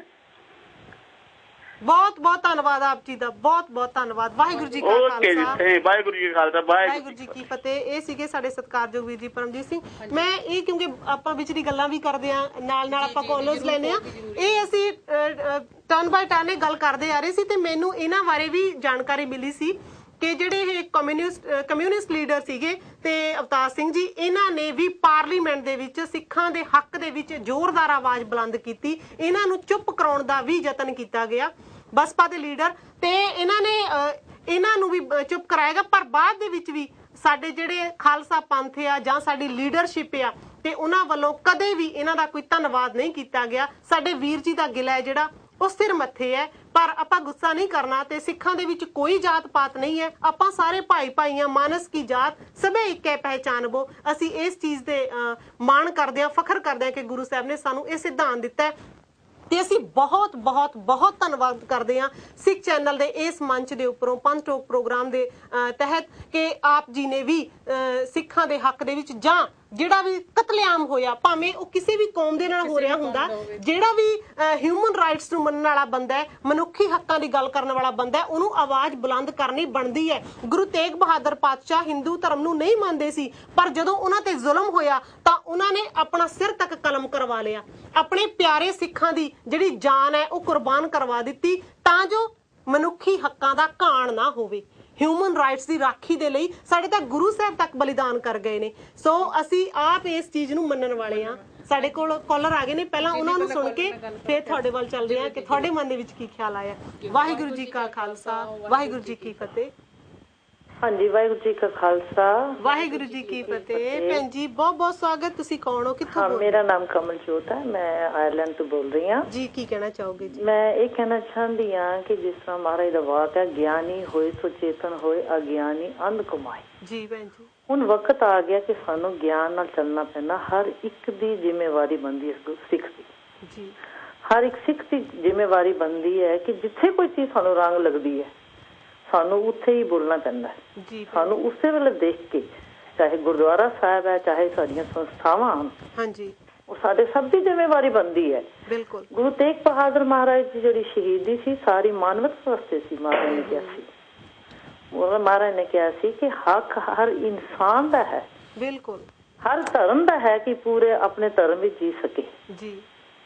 ਉਸ ਵਕਤ ਹਿੰਦੁਸਤਾਨ ਵਿੱਚ 4 ਧਰਮ ਸਨ। ਬੁੱਧ ਧਰਮ ਸੀ, ਜੈਨ ਮਤ ਸੀ, ਸਨਾਤਨ ਧਰਮ ਸੀ, ਆਰਿਆ ਸਮਾਜ ਸੀ, ਬਾਕੀ ਸਾਰੇ ਸਨ ਜੀ। ਸਿੱਖ ਧਰਮ ਵੀ ਆਇਆ, ਉਹ ਗੁਰੂ ਨਾਨਕ ਦੇਵ ਜੀ ਤੋਂ ਸ਼ੁਰੂ ਹੋ ਗਿਆ ਸੀ। ਲੇਕਿਨ ਥੋੜਾ ਸੰਖੇਪ ਚ ਕਰੋਗੇ ਪਲੀਜ਼? ਹਾਂਜੀ ਹਾਂ, ਸਾਨੂੰ ਹੁਣ ਇਹ ਹੈ ਕਿ ਸਾਡੀ ਜ਼ਿੰਮੇਵਾਰੀ ਹਰ ਇੱਕ ਦੀ ਬਣਦੀ ਹੈ, ਸਿੱਖ ਦੀ, ਜਿੱਥੇ ਵੀ ਹੈ ਸਾਨੂੰ ਦੇਖਣਾ ਚਾਹੀਦਾ। ਅਸੀਂ ਅਗਰ ਪੈਸਾ ਦਿੰਦੇ ਹਾਂ ਗੁਰਦੁਆਰਾ ਸਾਹਿਬ ਵਿੱਚ, ਸਾਨੂੰ ਇਹ ਵੀ ਪਤਾ ਹੋਣਾ ਚਾਹੀਦਾ ਕਿੱਥੇ ਜਾ ਰਿਹਾ ਹੈ ਸਾਨੂੰ ਅਗਰ ਅਸੀਂ ਕੋਈ ਕਿਧਰੇ ਦਾਨ ਦਿੰਦੇ ਆ ਜਾਂ ਕੋਈ ਚੜਾਵਾ ਦਿੰਦੇ ਆ, ਸਾਨੂੰ ਪਤਾ ਹੋਣਾ ਚਾਹੀਦਾ ਕਿੱਥੇ ਜਾਣਾ ਚਾਹੀਦਾ। ਸਾਡੀ ਹਰ ਇੱਕ ਦੀ ਸੋਚਣੀ ਕੰਮ ਕਰਨੀ ਚਾਹੀਦੀ ਔਰ ਸਾਨੂੰ ਗਿਆਨ ਨਾਲ ਚੱਲਣਾ ਪਏਗਾ। ਜੀ ਜੀ ਭੈਣ ਜੀ, ਅਸੀਂ ਗੁਰਦੁਆਰਾ ਸਾਹਿਬ ਜਾਂਦੇ ਆ, ਹਰ ਇੱਕ ਜਿਹੜੀ ਸੰਗਤ ਹੈ ਉਹਦੀ ਵੀ ਉਤਨੀ ਬੰਦੀ ਹੈ ਜਿਤਨੀ ਕਮੇਟੀਆਂ ਕੀ ਕਰ ਰਹੀਆਂ ਹਨ। ਅਸੀਂ ਲੀਡਰਾਂ ਦੇ ਪਿੱਛੇ ਵੈਸੇ ਹੀ ਲੱਗੀ ਜਾਂਦੇ ਆ, ਇੰਡੀਆ ਤੋਂ ਆਉਂਦੇ ਹਨ ਜਾਂ ਉੱਥੇ ਜਾਂਦੇ ਆ ਅਸੀਂ ਲੋਕ, ਤੇ ਆਈ ਥਿੰਕ ਸਾਨੂੰ ਹਰ ਇੱਕ ਨੂੰ ਜਾਗਣਾ ਚਾਹੀਦਾ। ਅਸੀਂ ਗੁਰਸਿੱਖੀ ਦੀ ਤਾਂ ਹੈ ਹੀ ਹੈ, ਮਤਲਬ ਸਾਰੀ ਮਾਨਵਤਾ ਵਾਸਤੇ ਇੱਕ ਸਿੱਖ ਦਾ ਪਹਿਲੇ ਹੁੰਦਾ ਸੀਗਾ ਇਤਨਾ ਮਜ਼ਾਰ, ਹੁਣ ਤੇ ਸਾਨੂੰ ਲੋਕਾਂ ਨੂੰ ਆਪਣੀ ਨਹੀਂ ਹੋਸ਼ ਹੈਗੀ।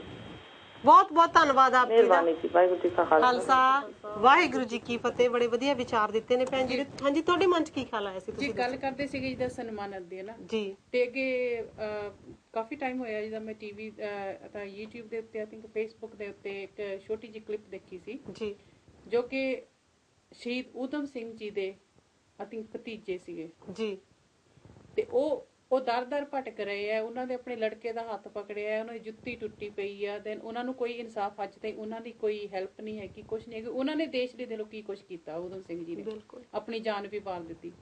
ਦੈਨ ਉਹਨਾਂ ਨੇ ਵੀ ਕਿਹਾ, ਕਹਿੰਦੇ ਜਦੋਂ ਸਾਲ ਪਿੱਛੋਂ ਉਹਨਾਂ ਦੀ ਬਰਸੀ ਆਉਂਦੀ ਆ, ਆਉਂਦੇ ਆ ਇੱਕ ਕੰਬਲੀ ਦੇ ਕੇ ਚਲ ਜਾਂਦੇ ਆ, ਮਤਲਬ ਬਸ ਹੋ ਗਿਆ ਸਨਮਾਨਿਤ ਹੋ ਗਿਆ। ਉਹਨਾਂ ਨੂੰ ਉਹ ਕੰਬਲੀ ਦਾ ਨਿੱਘ ਨਹੀਂ ਚਾਹੀਦਾ, ਉਹਨਾਂ ਨੂੰ ਉਹ ਨਿੱਘ ਚਾਹੀਦਾ ਜੋ ਕਿ ਸਾਰਿਆਂ ਕੋਲੋਂ ਉਹਨਾਂ ਨੂੰ ਮਿਲੇ, ਜਿਹਦੇ ਨਾਲ ਉਹ ਆਪਣਾ ਦੁੱਖ, ਜੇ ਉਹਨਾਂ ਦੇ ਮਨ 'ਚ ਕੀ ਗੱਲਾਂ ਆ, ਉਹ ਕਿਸੇ ਨਾਲ ਸਾਂਝੀਆਂ ਕਰ ਸਕਣ। ਉਹ ਕਹਿੰਦੇ ਸਾਡੀਆਂ ਗੱਲਾਂ ਤਾਂ ਕੋਈ ਸੁਣਦਾ ਨਹੀਂ ਹੈਗਾ, ਸਿਰਫ ਕੰਬਲੀ ਦਿੰਦੇ ਤੇ ਚਲ ਜਾਂਦੇ, ਬੱਲੇ ਬੱਲੇ ਆਪਣੀ ਕਰਾ ਲੈਣੀ, ਆਪਣੀ ਬੱਲੇ ਬੱਲੇ ਕਰਾ ਕੇ ਉਹਨਾਂ ਨੇ ਚਲ ਜਾਣਾ ਆ।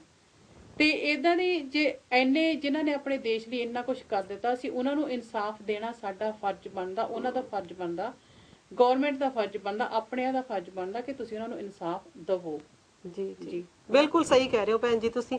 ਜੇ ਅਸੀਂ ਆਪਣੇ ਸ਼ਹੀਦਾਂ ਦੇ ਪਰਿਵਾਰਾਂ ਨੂੰ ਇਸ ਤਰ੍ਹਾਂ ਰੋਲਦੇ ਰਵਾਂਗੇ ਤਾਂ ਉਹ ਕੌਮ ਹੌਲੀ ਹੌਲੀ ਨਾ ਕੁਰਾਹੇ ਪੈ ਜਾਂਦੀ ਹੈ, ਖਤਮ ਹੋ ਜਾਂਦੀ ਹੈ, ਬੱਚੇ ਬੇਮੁਖ ਹੋ ਜਾਂਦੇ ਨੇ। ਜਿਵੇਂ ਅਸੀਂ ਅੱਜ ਦੇਖ ਰਹੇ ਹਾਂ ਸਾਡੀ ਕੌਮ ਦੇ ਬੱਚਿਆਂ ਨਾਲ ਅਸੀਂ ਗੱਲ ਕਰਦੇ ਹਾਂ ਬਾਰ-ਬਾਰ ਕਿ ਨੌਜਵਾਨ ਸਿੱਖੀ ਵੱਲ ਕਿਉਂ ਨਹੀਂ ਪ੍ਰੇਰਿਤ ਹੋ ਰਹੇ, ਹੈ ਨਾ? ਕਾਰਨ ਕੀ ਨੇ? ਸਾਡੇ ਸਾਹਮਣੇ ਨੇ ਕਾਰਨ। ਇਹੀ ਬਸ ਲੜਾਈਆਂ ਝਗੜੇ ਜਿਹੜੇ ਹੁਣ ਜੋ ਹੋ ਰਿਹਾ ਆ, ਉਹ ਫਿਰ ਬੱਚੇ ਸੋਚਦੇ, ਕਹਿੰਦੇ ਇਸ ਕੌਮ ਦੇ ਵਿੱਚ ਫਿਰ ਹੈਗਾ ਕੀ? ਬਿਲਕੁਲ ਬੱਚੇ ਉਸ ਚੀਜ਼ ਤੋਂ ਪਿੱਛੇ ਹਟ ਜਾਂਦੇ ਆ, ਨਾ ਕਿ ਅੱਗੇ ਨਹੀਂ ਜਾਂਦੇ। ਉਹਨਾਂ ਚੋਂ ਜਜ਼ਬਾ, ਉਹ ਸਪਿਰਿਟ ਖਤਮ ਕਰਨ ਦੇ ਅਸੀਂ ਖੁਦ ਭਾਗੀਦਾਰ ਆ। ਤੇ ਹੁਣ ਆਪਾਂ ਅੱਗੇ ਵੀ ਮੈਂ ਕਾਫੀ ਚਿਰ ਮੈਂ ਸੁਣਿਆ ਸੀਗਾ, ਕਹਿੰਦੇ ਵੀ ਜੇ ਸਿੱਖੀ ਕਾਇਮ ਜੇ ਰਹਿ ਗਈ ਹੈ ਨਾ, ਦਿਨੇ ਬਾਹਰਲੇ ਮੁਲਕਾਂ 'ਚ ਕਾਇਮ ਰਹਿ ਜਾਣੀ, ਇੰਡੀਆ 'ਚ ਖਤਮ ਹੋ ਜਾਣੀ ਆ। ਇੰਡੀਆ 'ਚ ਕਿੱਦਾਂ ਖਤਮ ਹੋ ਜਾਣੀ ਆ? ਹੁਣ ਅੱਜ ਤੁਸੀਂ ਜਾ ਕੇ ਦੇਖ ਲਓ, ਇੰਡੀਆ ਦੇ ਵਿੱਚ ਵਿਆਹਾਂ ਸ਼ਾਦੀਆਂ ਹੁੰਦੇ ਆ ਜੀ, ਮੇਨ ਵਿਆਹ ਹੁੰਦਾ ਗੁਰਦੁਆਰੇ ਦਾ ਜੀ, ਜੇ ਲਾਇਆ ਉੱਥੇ ਕੋਈ ਜਾਂਦਾ ਨਹੀਂ, ਉੱਥੇ ਕੋਈ ਜਾਂਦਾ ਨਹੀਂ। ਉੱਥੇ ਸਿਰਫ ਘਰ ਦੇ ਜਿਹੜੇ 10-15 ਪਰਿਵਾਰ ਦੇ ਮੈਂਬਰ ਉਹ ਚਲ ਜਾਣ, ਨਾ ਚਲ ਜਾਣ, ਉਹਨਾਂ ਦੇ ਵਿੱਚ ਵੀ ਕੋਈ ਤਾਏ ਚਾਚੇ ਉੱਥੇ ਜਾਂਦੇ ਨਹੀਂ, ਪਹੁੰਚਦੇ ਨਹੀਂ। ਸੋ ਮਤਲਬ ਸਾਡਾ ਮੂੰਹ ਜਿਹੜਾ ਮੁੜਦਾ ਜਾ ਰਿਹਾ ਇਧਰਲੇ ਪਾਸੇ, ਸਾਡੇ ਬੱਚੇ ਯੰਗਸਟਰ ਜਿਹੜੇ ਉਹਨਾਂ ਨੇ ਉੱਥੇ ਹੋਲ ਦੇ ਵਿੱਚ ਜਾ ਕੇ ਬਹਿ ਜਾਣਾ, ਭਾਵੇਂ ਸਵੇਰੋਂ 10 ਵਜੇ ਜਾ ਕੇ ਬਿਠਾ ਲਓ, ਆਰਾਮ ਨਾਲ ਖਾਣ ਪੀਣ ਦੀ ਬਸ ਹੁੰਦੀ ਹੈ। ਦੈਨ ਉਹਦੇ ਪਿੱਛੇ ਸਾਨੂੰ ਸਿੱਖੀ ਦਾ ਕੁਝ ਨਹੀਂ ਹੋਣਾ ਚਾਹੀਦਾ ਵੀ ਉਹ ਵਿਆਹ ਕੀ ਚੀਜ਼ ਹੈ। ਇਹੀ ਚੀਜ਼ ਜਿਹੜੀ ਜੇ ਸਿੱਖੀ ਦੇ ਅਸੀਂ ਪਿੱਛੇ ਤਾਂ ਜਾਵਾਂਗੇ ਤੇ ਫਿਰ ਸਿੱਖੀ ਨੂੰ ਆਪੇ ਸਾਰਿਆਂ ਨੇ ਭੁੱਲ ਜਾਣਾ। ਤੁਸੀਂ ਅੱਗੇ ਹੋ ਕੇ ਫੋਰਵਰਡ ਹੋ ਕੇ ਤੁਰੋਗੇ, ਉਹਨੂੰ ਪਹਿਚਾਣੋਗੇ, ਸਿੱਖੀ ਸਾਡੀ ਹੈ ਕੀ ਆ, ਸਾਡੇ ਗੁਰੂਆਂ ਨੇ ਸਾਡੇ ਲਈ ਕੀ ਕੀਤਾ, ਆਪਣੇ ਬੱਚੇ ਵਾਰ ਦਿੱਤੇ। ਹੁਣ ਉਹੀ ਬੱਚੇ ਸਾਡੇ, ਉਹ ਏਡੀ ਉਮਰ ਦੇ ਬੱਚੇ ਨੀਹਾਂ 'ਚ ਚੁਣ ਹੋ ਗਏ, ਸਾਡੇ ਬੱਚਿਆਂ ਨੂੰ ਅਜੇ ਉਹਨਾਂ ਦੇ ਨਾਂ ਤੱਕ ਨਹੀਂ ਪਤਾ। ਸਾਡੇ ਕੋਲ ਕਾਲਰ ਆ ਗਏ ਨੇ, ਦੇਖੇ ਭੈਣ ਜੀ ਵੇਟ ਕਰ ਰਹੇ ਨੇ, ਕੀ ਕਹਿੰਦੇ ਨੇ। ਵਾਹਿਗੁਰੂ ਜੀ ਕਾ ਖਾਲਸਾ, ਵਾਹਿਗੁਰੂ ਜੀ ਕੀ ਫਤਿਹ। ਵਾਹਿਗੁਰੂ ਜੀ ਕਾ ਖਾਲਸਾ, ਵਾਹਿਗੁਰੂ ਜੀ ਕੀ ਫਤਿਹ। ਵੀਰ ਜੀ ਬਹੁਤ ਬਹੁਤ ਸਵਾਗਤ ਆਪ ਜੀ ਦਾ। ਤੁਸੀਂ ਕੌਣ ਹੋ ਤੇ ਕਿੱਥੋਂ ਬੋਲਦੇ ਹੋ ਜੀ? ਮੈਂ ਪਰਮਜੀਤ ਸਿੰਘ ਬੋਲਦਾ ਸੀ ਤੋਂ ਜੀ।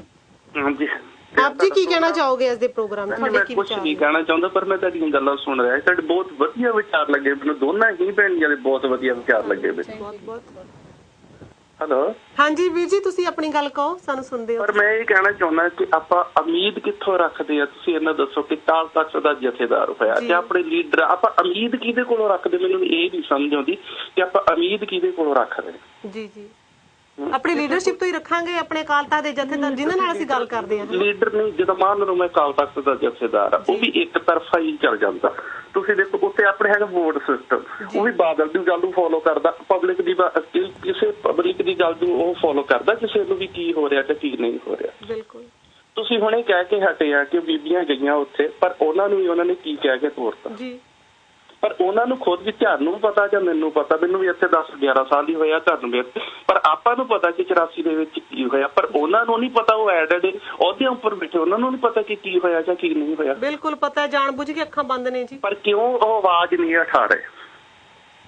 ਪਰ ਆਪਣੀ ਜਿੱਦਾਂ ਇੰਡੀਆ ਦੇ ਵਿੱਚ ਕੋਈ ਹੁੰਦਾ ਸੀ ਨਾ ਕੋਈ ਪ੍ਰੋਗਰਾਮ, ਆਪਣੀਆਂ ਬੀਬੀਆਂ ਸਾਲ ਪਿੱਛੋਂ ਚੁੱਲ੍ਹੇ ਨੂੰ ਕੀ ਆਪਣੇ ਪੋਚਾ ਨਹੀਂ ਮਾਰਦੀਆਂ ਹੁੰਦੀਆਂ, ਜੀ ਜੀ ਜੀ, ਉਹ ਚੀਜ਼ ਇਹਨਾਂ ਨੇ ਸਿਸਟਮ ਬਣਾ ਰੱਖਿਆ। ਸਾਡੇ ਅਕਾਲ ਤਖ਼ਤ ਦੇ ਜਥੇਦਾਰ ਹੋਏ, ਲੀਡਰ ਹੋਏ, ਇਹਨਾਂ ਨੇ ਇਹ ਸਾਲ ਪਿੱਛੋਂ ਨਾ ਉਹ ਜਿੱਦਾਂ ਕਿਸੇ ਵੀ ਜਿੱਦਾਂ ਉਦਮ ਸਿੰਘ ਹੋਇਆ ਜਾਂ ਭਗਤ ਸਿੰਘ, ਉਹਨਾਂ ਦੀ ਸਮਾਧੀ ਨੂੰ ਜਾ ਕੇ ਇੱਕ ਜਿੱਦਾਂ ਪੋਚਾ ਨਹੀਂ ਮਾਰ ਦੇਣਾ ਹੁੰਦਾ, ਉਹ ਚੀਜ਼ ਕਰ ਦਿੰਦੇ, ਅੱਖਾਂ ਬੁਝਾ ਦਿੰਦੇ ਆ ਕਿ ਅਸੀਂ ਪੋਚਾ ਮਾਰ ਦਿੱਤਾ, ਸਾਲ ਵਾਸਤੇ ਦੁਨੀਆ ਨਾਲ ਮੂੰਹ ਬੰਦ ਕਰ ਦਿੰਦੇ। ਸਹੀ ਕਹਿ ਰਹੇ ਹੋ ਵੀਰ ਜੀ। ਪਰ ਇਹਨਾਂ ਤੋਂ ਤੁਸੀਂ ਉਮੀਦ ਨਹੀਂ ਰੱਖ ਸਕਦੇ। ਅਗਰ ਉਮੀਦ ਰੱਖਣੀ ਹੈ ਤਾਂ ਤੁਸੀਂ ਇਹ ਰੱਖੋ ਕਿ ਅਸੀਂ ਇੱਕ ਮੁੱਠ ਹੋ ਕੇ ਜਿਹੜਾ ਸੰਘਰਸ਼ ਕਰਕੇ ਆਹ ਚੀਜ਼ ਜਿਹੜੀ ਆ ਉਹਨੂੰ ਕਿੱਦਾਂ ਕਰਨਾ ਤੇ ਕਿੱਦਾਂ ਨਹੀਂ ਕੀਤਾ ਜਾ ਸਕਦਾ। ਇਹ ਜਦੋਂ ਆਵਾਜ਼ ਉੱਠੀ ਇੱਧਰਲੀਆਂ ਫੋਰਨ ਕੰਟਰੀਆਂ ਤੋਂ ਉੱਠਣੀ ਆ, ਜਦੋਂ ਇੰਡੀਆ ਤੋਂ ਤੁਸੀਂ ਕੋਈ ਵੀ ਬੰਦਾ, ਮੈਂ ਵੀ ਇੰਡੀਅਨ ਆ, ਤੁਸੀਂ ਵੀ ਇੰਡੀਅਨ, ਸਾਰਾ ਹੀ ਉੱਥੇ ਸਾਰਾ ਸਿਸਟਮ ਹੀ ਕਰਪਟ ਆ, ਉੱਥੇ ਹੈ ਹੀ ਕੁਛ ਨਹੀਂ। ਬਿਲਕੁਲ ਸਹੀ। ਉੱਥੇ ਤਾਂ ਤੁਸੀਂ ਇਹ ਨਾ ਲੱਖੋ ਤੁਸੀਂ ਆ ਗਏ ਆ, ਮੈਂ ਆ ਗਿਆ, ਉੱਥੇ ਤੇ ਜਿਹੜੇ ਭੈਣ ਭਰਾ ਉਹ ਵੀ ਉਮੀਦ ਰੱਖਦੇ ਆ ਕਿ ਇਹਦਾ ਜੋ ਵੀ ਹੈਗਾ ਉਹ ਹੜੱਪ ਲਈਏ। ਅਸੀਂ ਲੀਡਰਾਂ ਕੋਲੋਂ ਜਾਂ ਸਾਡੇ ਦੂਸਰੇ ਜਥੇਦਾਰਾਂ ਕੋਲ ਕੀ ਉਮੀਦ ਰੱਖਦੇ ਤੁਸੀਂ? ਪਰ ਸਾਡੇ ਕੋਲ ਉਹ ਚਾਰਾ ਵੀ ਕੋਈ ਨਹੀਂ, ਕਿਉਂਕਿ ਇੱਕ ਸਿਸਟਮ ਦੇ ਅਧੀਨ ਤਾਂ ਸਾਨੂੰ ਰਹਿਣਾ ਪੈਣਾ, ਚੱਲਣਾ ਪੈਣਾ ਨਾ ਵੀਰ ਜੀ। ਨਹੀਂ, ਮੈਂ ਮੰਨਦਾ ਬਾਈ ਲਾਅ ਕਰੋ ਜੋ ਵੀ ਕਰਨਾ, ਪਰ ਕਰਨਾ ਤਾਂ ਸਾਨੂੰ ਬਾਈ ਲਾਅ ਪਊਗਾ, ਜੋ ਵੀ ਕਰਨਾ ਪੈਣਾ। ਪਰ ਇਹਨਾਂ ਕੋਲੋਂ ਉਮੀਦ ਨਹੀਂ ਰੱਖੀ। ਮੈਂ ਇੱਕੋ ਚੀਜ਼ ਨਾਲ ਇਹਨਾਂ ਨੂੰ ਇੱਕੇ ਜਰੀਏ ਨਾਲ ਦੇਣਾ, ਚਾਹੇ ਉਹ ਜਥੇਦਾਰ ਆ ਚਾਹੇ ਸਾਡਾ ਲੀਡਰ, ਮੈਂ ਤੇ ਚਾਹੁੰਦਾ ਕਿ ਸਾਰੇ ਚੋਰ ਆ ਉੱਥੇ। ਜੀ ਜੀ, ਦੂਜਾ ਹੈ ਹੀ ਕੁਛ ਨਹੀਂ। ਧੰਨਵਾਦ ਜੀ, ਬਹੁਤ ਬਹੁਤ ਆਪ ਜੀ ਦਾ ਯਾਰ ਤੇ ਆਉਣ ਦੇ ਲਈ। ਵਾਹਿਗੁਰੂ ਜੀ ਕਾ ਖਾਲਸਾ, ਵਾਹਿਗੁਰੂ ਜੀ ਕੀ ਫਤਿਹ। ਇਹਨਾਂ ਦੇ ਵਿਚਾਰ ਸੀਗੇ ਵੀਰ ਜੀ ਦੇ, ਬਹੁਤ ਸੋਹਣੇ ਇਹਨਾਂ ਨੇ ਸਾਂਝੇ ਕੀਤੇ। ਮੈਂ ਇੱਕ ਹੋਰ ਗੱਲ ਕਰਾਂਗੀ ਕਿ KPS ਗਿੱਲ ਬਾਰੇ ਵੀ ਅਸੀਂ ਸਾਰੇ ਜਾਣਦੇ ਹਾਂ ਕਿ ਉਹਨਾਂ ਨੇ ਕਿਵੇਂ ਪੰਜਾਬ ਦੇ ਵਿੱਚ ਖਾਸ ਤੌਰ ਤੇ ਸਿੱਖ ਮੁੰਡਿਆਂ ਦਾ ਇੱਕ ਤਰ੍ਹਾਂ ਨਾਲ ਸ਼ਿਕਾਰ ਖੇਡਿਆ ਤੇ ਬਹੁਤ ਜ਼ਿਆਦਾ ਉਹਨੇ ਪੰਜਾਬ ਦੇ ਮੁੰਡਿਆਂ ਨੂੰ ਮਾਰਿਆ, ਘਰਾਂ ਦੇ ਘਰ ਖਾਲੀ ਕੀਤੇ ਤੇ ਪੇਪਰਾਂ 'ਚ ਵੀ ਆਇਆ, ਸਭ ਕੁਝ ਲੋਕਾਂ ਨੇ ਇੰਟਰਵਿਊ ਦੇ ਕੇ ਵੀ ਦੱਸਿਆ। ਤੇ ਉਹ ਪਰ 26 ਜੂਨ 2008 ਦੀ ਗੱਲ ਆ, ਸਾਡੇ ਸਰਦਾਰ ਸੁਖਦੇਵ ਸਿੰਘ ਜੀ ਢੀਂਡਸਾ ਸਿੱਖ ਲੀਡਰ, ਉਹਨਾਂ ਨੇ ਮਸਤੂਆਣਾ ਗੁਰਦੁਆਰਾ ਸਾਹਿਬ ਦੇ ਵਿੱਚ KPS ਗਿੱਲ ਨੂੰ ਸਿਰੋਂ ਪਾਉ ਦੇ ਕੇ ਸਨਮਾਨਿਤ ਕੀਤਾ। ਤੇ ਕੀ ਸਾਡੀ ਕੌਮ ਦੇ ਵਿੱਚ ਕੋਈ ਪੁੱਛਣ ਵਾਲਾ ਹੈਗਾ ਕਿ ਢੀਂਡਸਾ ਸਾਹਿਬ ਤੁਸੀਂ ਇਹਨਾਂ ਨੂੰ ਕਿਉਂ ਸਨਮਾਨਿਤ ਕਰ ਰਹੇ ਹੋ? ਮੁੜ ਮੁੜ ਕੇ ਫੇਰ ਉਹ ਵਜ਼ਾਰਤਾਂ 'ਚ ਆ ਰਹੇ ਨੇ, ਅੱਗੇ ਹੋ ਕੇ ਸਟੇਜਾਂ ਤੇ ਬੋਲ ਰਹੇ ਨੇ ਤੇ ਸਿੱਖ ਕੌਮ ਦਾ ਜੋ ਘਾਣ ਕਰਨ ਵਾਲੇ ਨੇ ਉਹਨਾਂ ਨੂੰ ਸਨਮਾਨਿਤ ਵੀ ਕਰਦੇ ਜਾ ਰਹੇ ਨੇ। ਕੀ ਅਸੀਂ ਇੰਨੇ ਗਿਰ ਗਏ ਆ? ਕੀ ਸਾਡੀ ਆਤਮਾ ਇੱਥੋਂ ਤੱਕ ਪਲੀਤ ਹੋ ਚੁੱਕੀ ਹੈ ਕਿ ਅਸੀਂ ਇਹੋ ਜਿਹੇ ਦੋਸ਼ੀਆਂ ਨੂੰ ਕਟਹਿਰੇ ਵਿੱਚ ਖੜੇ ਨਹੀਂ ਕਰਕੇ ਬਲਕਿ ਉਹਨਾਂ ਨੂੰ ਸਨਮਾਨ ਦੇ ਰਹੇ ਹਾਂ ਕਿ ਤੁਸੀਂ ਜੀ ਬਹੁਤ ਵਧੀਆ ਕੰਮ ਕੀਤਾ, ਸਾਡੇ ਮੁੰਡਿਆਂ ਨੂੰ ਮਾਰਿਆ, ਆਓ ਹੋਰ ਇਹੋ ਜਿਹੇ ਕੰਮ ਕਰੋ। ਸੋ ਜੇ ਸਾਡੀ ਲੀਡਰਸ਼ਿਪ ਇਸ ਰਾਹੇ ਕੁਰਾਹੇ ਪਈ ਹੋਈ ਹੈ ਤੇ ਮੁੜ ਮੁੜ ਕੇ ਅਸੀਂ ਉਹਨਾਂ ਨੂੰ ਸੱਤਾ ਵਿੱਚ ਲੈ ਕੇ ਆਉਂਦੇ ਆ ਜਾਂ ਉਹਨਾਂ ਨੂੰ ਸੁਣਦੇ ਆ ਤਾਂ ਫਿਰ ਸਾਡੀ ਕੌਮ ਦਾ ਤਾਂ ਰੱਬ ਹੀ ਰੱਖ ਹੈ। ਸਾਡੇ ਕੋਲ ਨੈਕਸਟ ਕਾਲਰ ਜੁੜ ਰਹੇ ਨੇ, ਦੇਖੀਏ ਭੈਣ ਜੀ ਉਹ ਕੀ ਕਹਿੰਦੇ ਨੇ। ਵਾਹਿਗੁਰੂ ਜੀ ਕਾ ਖਾਲਸਾ, ਵਾਹਿਗੁਰੂ ਜੀ ਕੀ ਫਤਿਹ। ਆਪ ਜੀ ਦਾ ਬਹੁਤ ਬਹੁਤ ਸਵਾਗਤ ਹੈ ਜੀ। ਤੁਸੀਂ ਕੌਣ ਹੋ ਤੇ ਕਿੱਥੋਂ ਬੋਲਦੇ ਹੋ ਜੀ?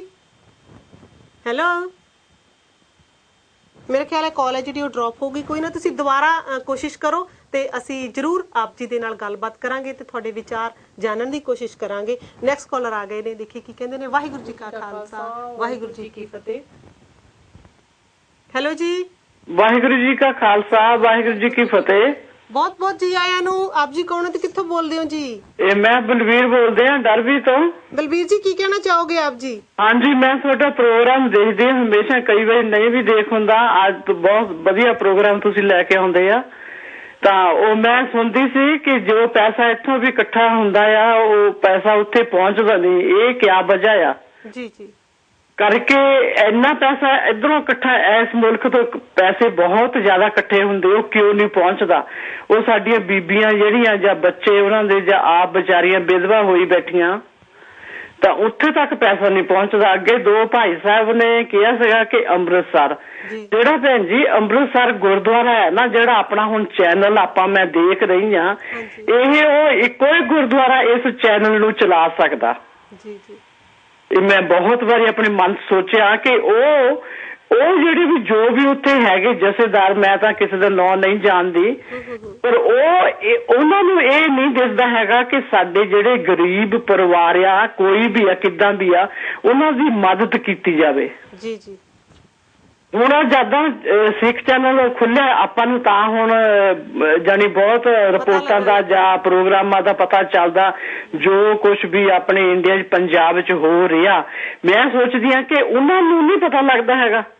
ਬਿਲਕੁਲ ਸਾਰਾ ਪਤਾ ਹੈ ਜੀ ਉਹਨਾਂ ਨੂੰ ਇਹ ਦਿਸਦਾ ਨਹੀਂ ਹੈਗਾ ਜਾਂ ਉਹ ਸੁਣਦੇ ਨਹੀਂ। ਉਹ ਜਥੇਦਾਰ 30 ਦਿਨ ਇੱਥੇ ਵੀ ਜਾਂ ਕਿਤੇ ਵੀ ਉਹ ਦੁਬਈ ਵੀ ਗਿਆ ਸੀ ਜਦੋਂ ਉੱਥੇ ਗੁਰਦੁਆਰੇ ਦਾ ਉਦਘਾਟਨ ਕੀਤਾ ਸੀ।